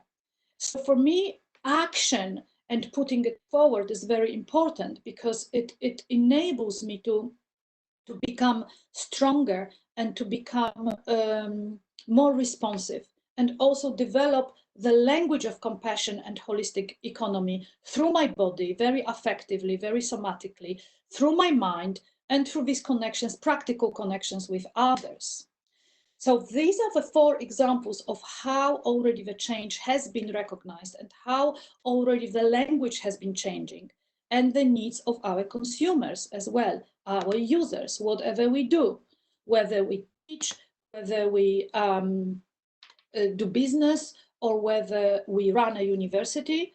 The question is the same. How is our compassion and how is our connection with the other people, even if it's just one person? How does it work in practice, and how I can actually reflect on it and make something bigger from it? How does it relate to what we already know from the past about sustainability and the triple goal and the triple or the pillars of the triple bottom base? These are the 3 equal pillars: people, planet, and profit. And now we have to accept the shift has now moved people to the top, people and their needs, people and their fears again, and their feelings. That is something that we are that we have to consider first. There is the planet and there is the profit. The planet is the habitat of the people, and the profit is to serve the users, serve rather than treat them as the generators of my personal growth. And in that sense, the traditional triangle that has been inherited from the UN and its work in the last 2 decades, transform, connect, and empower, these are very important still actions that my project in my street, and I hope my little online school, and even this kind of forum that we are now sharing, we all now transform, connect, and empower each other by being here. However, when you can, if you could look at 1, 2, 3, now the shift is different. We are going now, the 3 is to be 1, and the 1 is to be 3. So when you look at number 3, which is called reaping rewards by creating inclusive society and a positive self-regard or more family income for deprived families, this is now the basic from which we are going up. And the results is empowering and connecting. So we first have to look into people and what they need, and what our consumers or students go through, what their feelings are, respond to it, and then and only then produce a new mission statement on new production line. And this is visualized even better here. As you can see, the biggest base at the bottom, how we operate now, according to sustainable mission, using the waste as an example, we dispose the waste. We try to deal with what we have, to recover, to recycle, to reuse, to minimize, and then in the next cycle to prevent. Now this pyramid has changed. we have to start preventing first. We have to start preventing first. So the bottom, the disposal, is disappearing in a more organic, holistic manner. If we don't prevent first, if we don't include the mission statement in the primary school that is oriented towards holistic, connective, collaborative economy, then it won't be possible to have practical results. And I will look into how we used to measure and evaluate sustainable impact and how we can now add the language of holistic impact. So originally, this article is from 2000. Of course, we know we can measure eco-efficiency, but by measuring energy efficiency, waste reduction, green product development, and water conservation, very, very practical, empirical measures. Then we have to comply with regulations, maintain ethical practices, meet the industry standards, be capable of proving a fully transparent measurement and reporting processes. Let's look at it. Is there space for replacing these words with holistic? What are the regulations for holistic regulations or compassionate regulations? Maintain ethical practices. What is the ethics for compassion? What are the industry standards for compassion? How can we prove a fully transparent measurement and reporting process for compassion together? So let's use the past. Let's use the heritage of the UN, and let's add to it the lessons from what we are dealing at the moment to enrich and also make it more now more current and more responsive to what we are living. Yes, what we are living. Current environmental fines, can it be a fine for not complying with holistic and compassionate and economy? What will be our marketing and public relations for compassion? That also has to change in businesses. What are the costs related to implementing compassion, for example? And what is the material efficiency if we think about compassion as something material, something that actually could be palpably observed? What will it be? These are the questions for us. Nobody yet knows the answers. We can look at the model that has been, again, created for us for a sustainable organization, which uses the word eco-efficiency. And how about if we replace eco with compassion? Compassion efficiency, compassion and eco are together in the holistic model. As we can see, the eco-efficiency was to satisfy human needs and bring quality of life. But let's look at the bottom, to a level at least in line with the Earth's carrying capacity. Now, the word least has already changed, as has shown us that the Earth carrying capacity is already stretched, and we have to put it as the basic, not just to think about it later, how we do it, but we know it's already too late. And if in the past we could have a structure for a sustainable organization, why can't we have a structure for an compassionate organization where sustainability is part of compassion, the very organic and natural part of compassion? So if, for example, this is a model for a sustainable university. So if we look at it, can we have sustainability stroke compassion management system in our university? Can we have an integrated compassion management for all departments? Can we look into compassion internally and what we do externally? Can we have compassion awareness classes, and what would they involve, and how are we going to develop the curriculum? Can we have compassion in courses and research? Yes, let's remember what the Birmingham Research Center has done. They already used very new language, the language that we are living.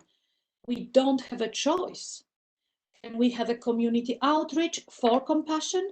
What our students are doing, what our businesses are doing, how, if we are a small business, we are actually outreaching to the surroundings of where the streets of a small business, for example, spread.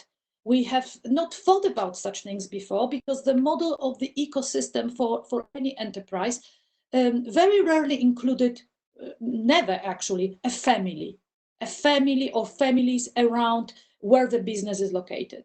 Yes, so the whole concept of the ecosystem is already changing, and we cannot ask for excuses.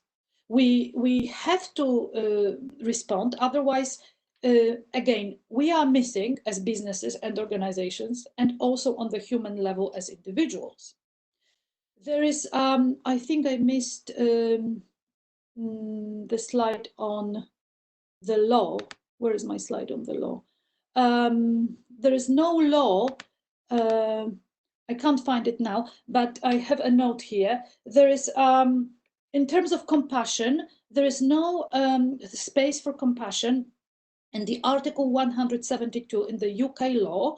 The closest to compassion is the statement which brings the care for stakeholders.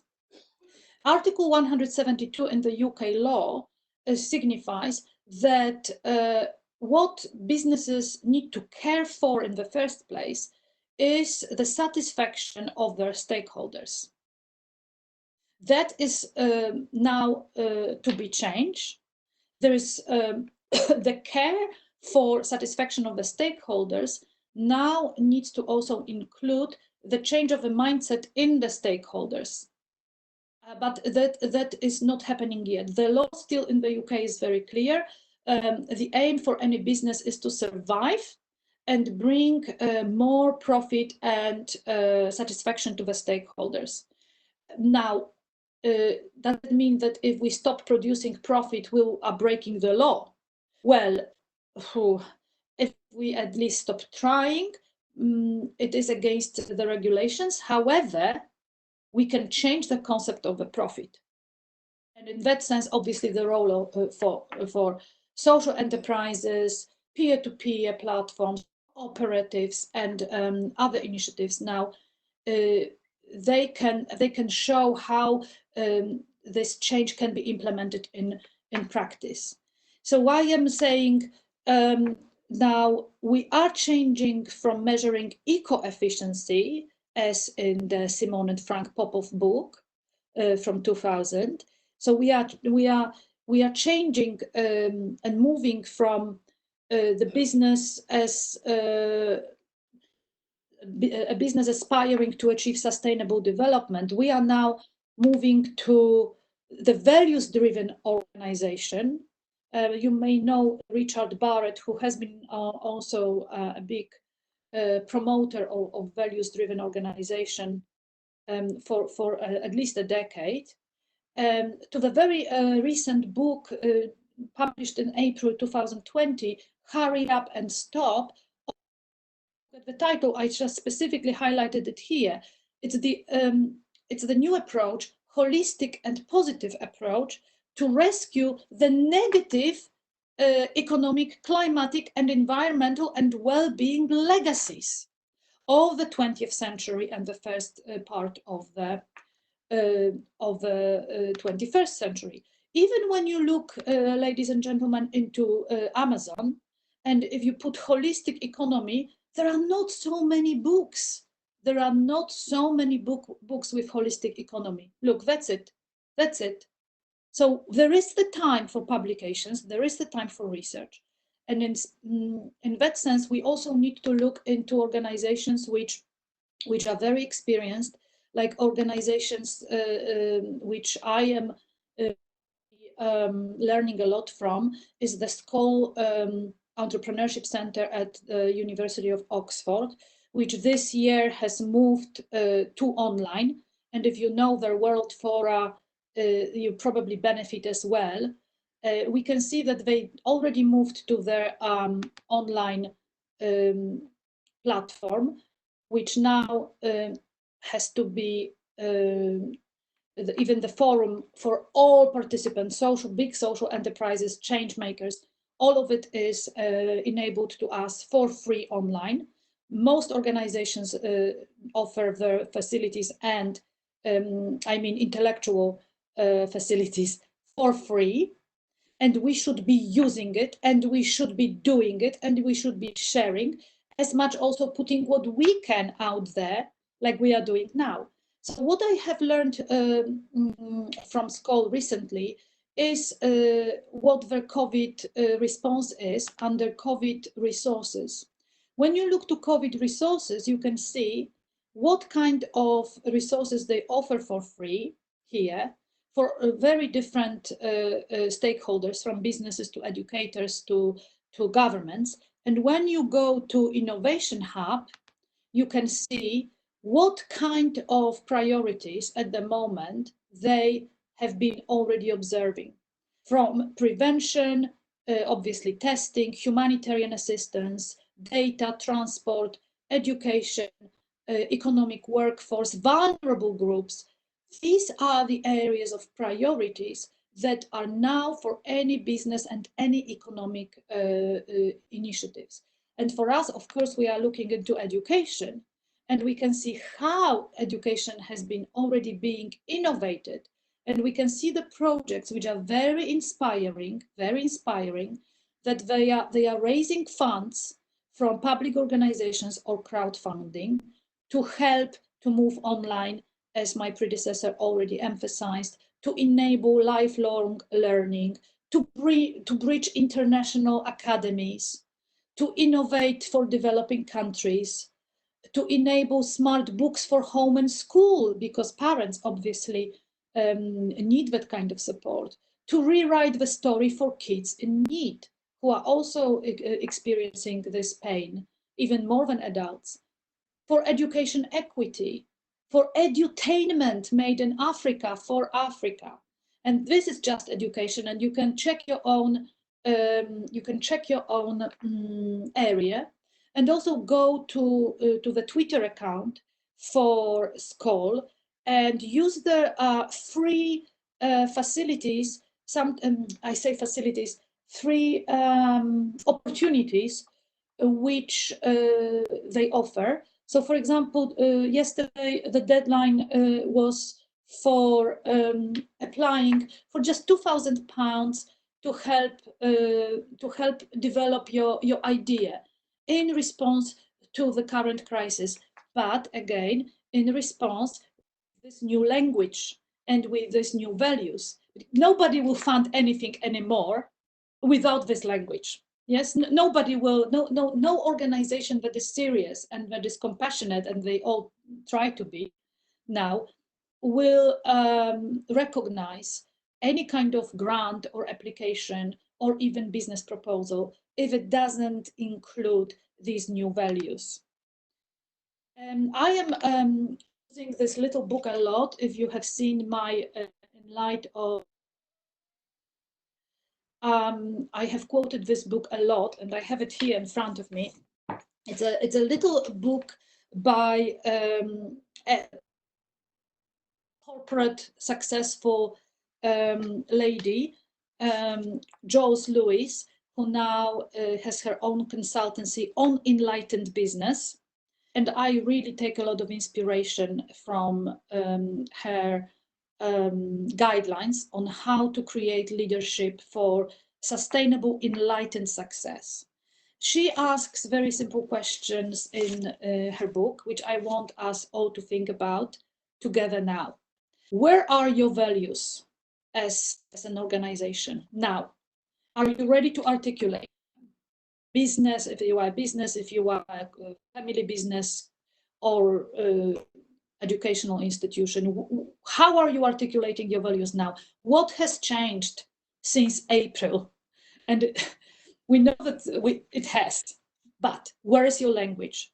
And now the question, which may need a little bit of time, how are you living your values? How do you make them transpire in your ecosystem?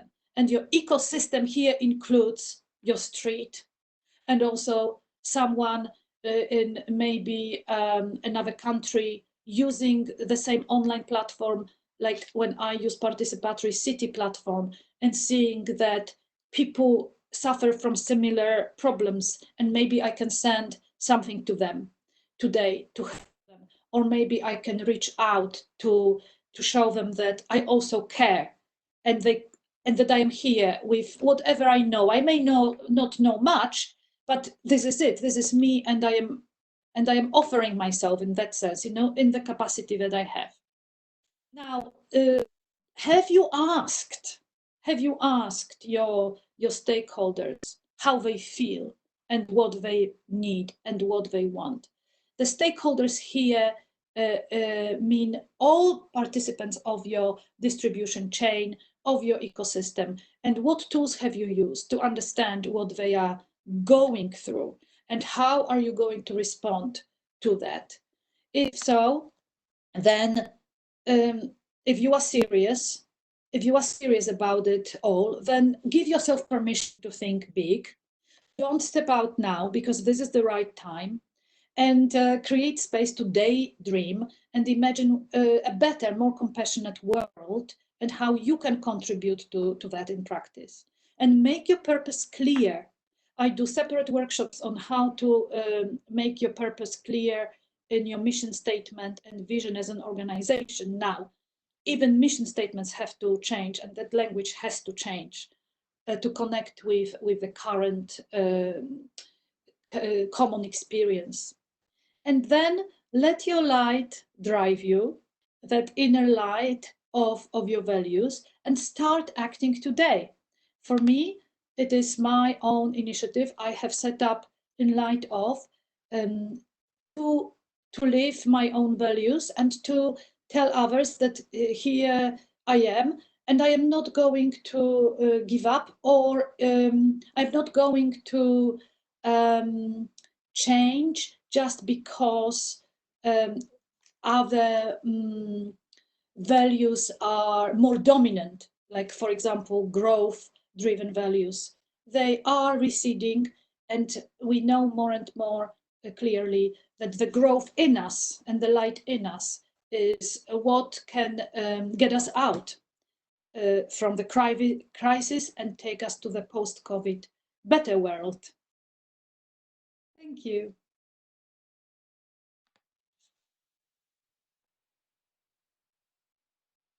Thank you so much, ma'am. We have a few questions right now. So the first question has come from Dr. Vinita Gupta. Can you please elaborate on social entrepreneurship? Yes, of course. There are different models for social entrepreneurship. There is no one definition for social entrepreneurship. In fact, in each country, there are different models. Dr. Gagan Sharma and myself have done some research in that area on international platform among different countries. Most importantly, whatever model they are, in terms of taxation or in terms of the law they have to comply with, because the law is different in each country, but they have one thing in common. They put the social cause first, and all income, or most income, from their business activity goes back to the cause, maximize the impact of the cause. Is it enough? For now, they can be cooperatives, they can be peer-to-peer platforms, they can be community organizations, or like I Am a Social Enterprise, which is one woman band. Good.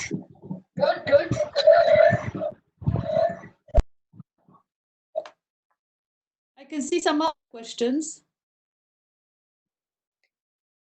Yes, ma'am. Yes, Another question is from a participant. Ma'am wants to ask, in a developing country like India, will the medium or small businesses seeking only profit prioritize compassion over economic goal? They don't have a choice. Yes? Would you please mute yourself? That would help the echo. When someone else is speaking, that would help the echo. You can put yourself when someone else is. Aarti will repeat the question. Yes, sure. So, ma'am, in a developing country like India, will the medium or small businesses seeking only profit prioritize compassion as an over economic goal? How can you persuade those small and medium enterprises to persuade compassion as an economic goal, rather than just chasing profits? We have already realized that consumers, the buyers, will have to be educated. They have to understand that they are part of something bigger. And the role of schools and the role of education here plays a very important part, because if now those buyers still go and don't care that shopkeepers put their shopping in plastic bags, and shopkeepers don't care and buyers don't care, then we still have more plastic bags going into the ocean. That's that example that I observe everywhere. The moment that a shopkeeper or a small business decides to embrace compassion can come from two places. One is their own heart, which I understand sometimes it's difficult if they don't have enough food to put into their children's mouths. Okay, so if that is not working, then the buyer has to put pressure on the shopkeeper, and the buyer has to be educated. Some buyers already have experienced the change in their own heart, so the pressure locally on the shopkeeper, and hopefully that awareness will grow, and the governments also will change the curricula, the universities will change the courses. As I showed you, it is possible, and the future buyers then will come back to the community and will put pressure, and they will say, I don't want you to put plastic and I don't want you to sell stuff that is produced chemically. I want you to change, otherwise I won't come to buy in your shop. So there is no golden model. If the shopkeeper does not find it in his or her heart, then they have to be somehow pushed.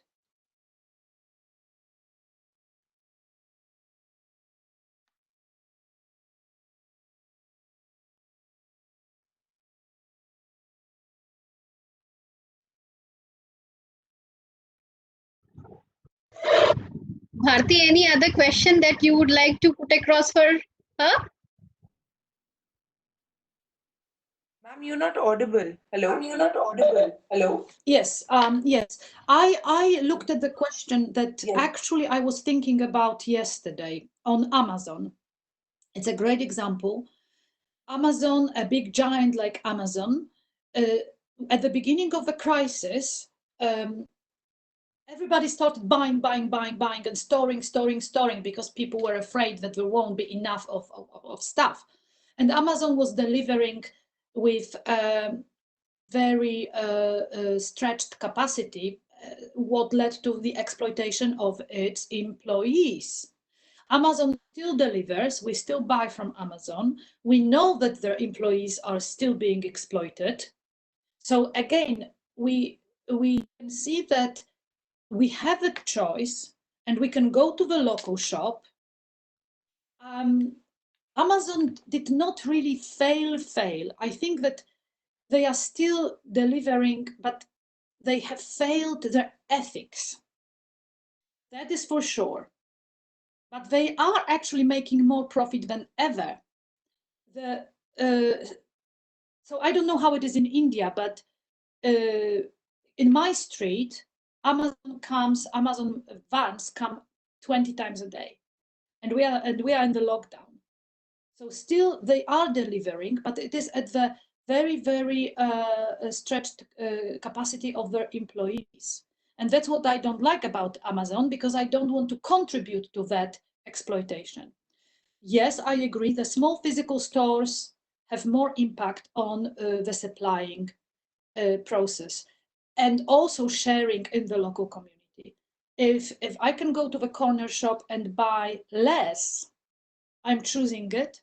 Yes, I have fewer choices. That's true. And I can't buy as much as I can buy from Amazon, but it is my ethical choice. So this is a very, very interesting question. And I think that someone else mentioned ethics. There is always an ethical dilemma about corporate social responsibility and profitability. What is the deciding factor? I think what McKinsey has shown, and really we are speaking here about the biggest consultancy in the world, yes? They already know that if they don't put forward ethics, and if they don't change their language, they are missing that sail. That ship is already sailing away. So the deciding factor now is to catch up with what is happening in people now. And some companies will become the leaders, and some companies will stay behind. If the biggest corporations will start tuning in to that new language, then the smaller and smaller businesses will also have to do the same. Otherwise, they won't get a loan. Otherwise, they won't get support, and they won't upscale, which they have to. The governments will also change, yes? So if there are governmental loan schemes, they will also include that new ethics. I think that the dilemma that someone is mentioning here now is becoming less and less the dilemma, because we were all in the same boat in which ethics, compassion, and intimacy and collaboration has become the major value, differently from the eco emphasis, which now, let me put it that way, every compassionate organization is sustainable, yes? But not every sustainable organization is compassionate. So that's how now the future is taking us.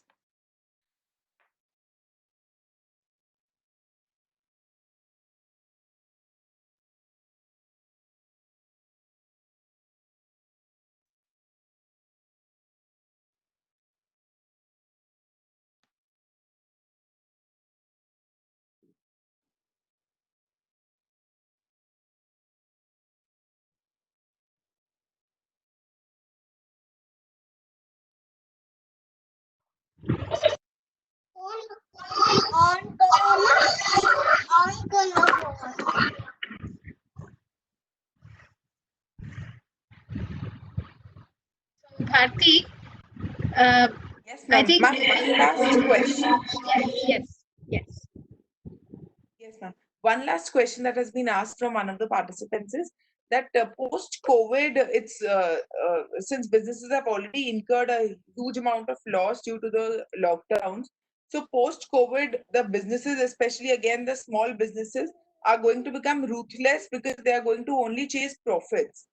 And compassion and sustainability efforts are only going to go in the backside because they're going to go in for cost cutting. So how do you propose, what are your views on how should and during such periods?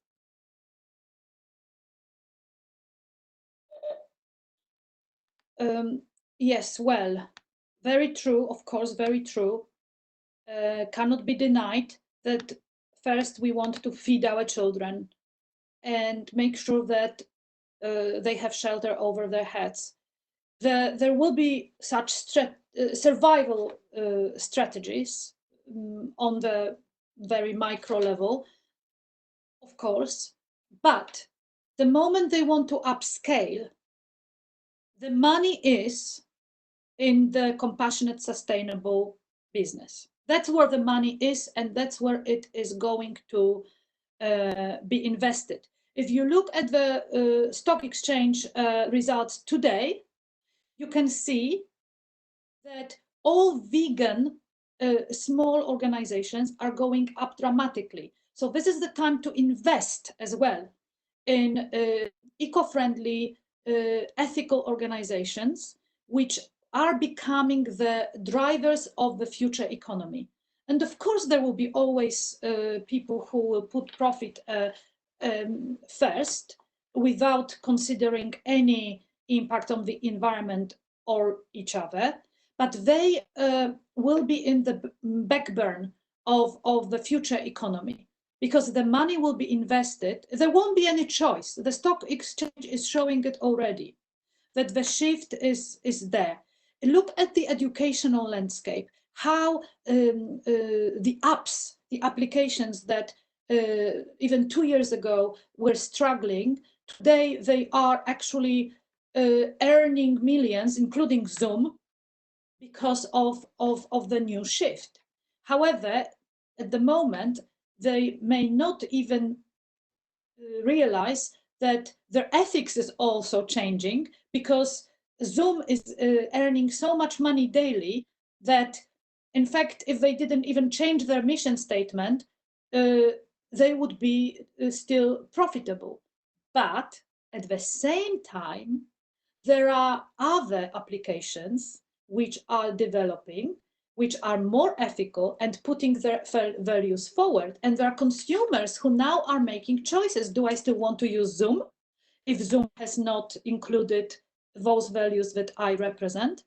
There are other options, and I can go with a local sustainable app that is offering me a different way of showing that they care about their ecosystem and their customers, and also their distribution and supply chain.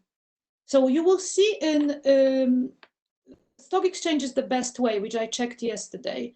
It is very clear, and actually Amazon has been down, so they have been affected. They have been down a little bit. Netflix is going up, of course, and some other companies that you didn't hear about a couple of years ago. I have seen a question, a beautiful question from someone who mentioned the immigrants and informal workers. So yes, I would like to comment on it. The Nobel Prize winner, Kailash Satyarthi, I hope that I pronounce it well, who runs the Children's Foundation, he has mentioned it, that in India, around 470 million migrant and informal workers are stuck because of the prolonged lockdown, have no means of survival except relief from the state or civil society. They are most likely to borrow loans at unreasonably high rates of interest from shark lenders. By doing this, they may fall in the trap of intergenerational debt and bondage. Their dependents, most likely women and children, will be the worst affected. Yes, this is happening. And now the job of those civil organizations and the job of the government is to look into it and make sure that they can respond quickly before those shark lenders pull those people into a trap that they won't be able to get out for another 25 years.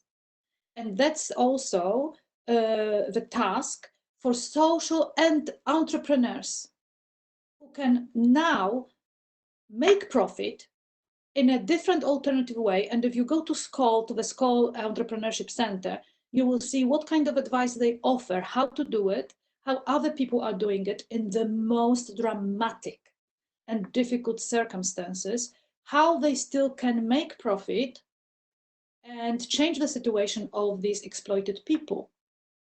I would like some examples. I would like to share some examples from the UK, but this example from India, 470 million migrant and informal workers. It's like 10 UKs put together of people who actually are affected detrimentally by the crisis.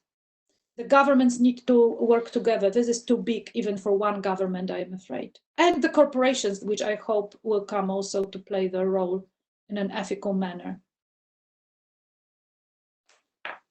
Are there any more questions?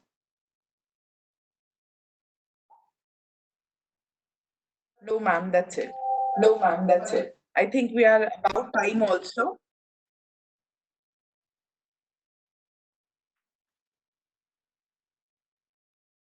On behalf of the University School of Management Studies, I would like to thank and appreciate Dr. Marta Hawkins for sparing time and sharing her insightful and experienced views on the subject, beginning the session with an extremely purposeful video that raised a very provocative question on how the role of today's generation in creating a safe and equitable space for humanity and future generations cannot be underestimated anymore.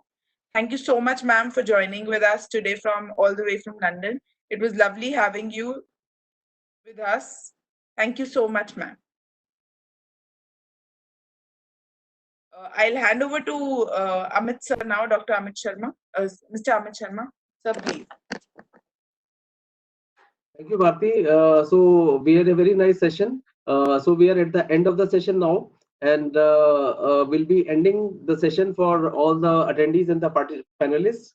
So by tonight or tomorrow morning, we'll be sending the links for the tomorrow's morning session. So all the participants should be doing whatever the assignments have been given to them, and please do not forward it to my mail.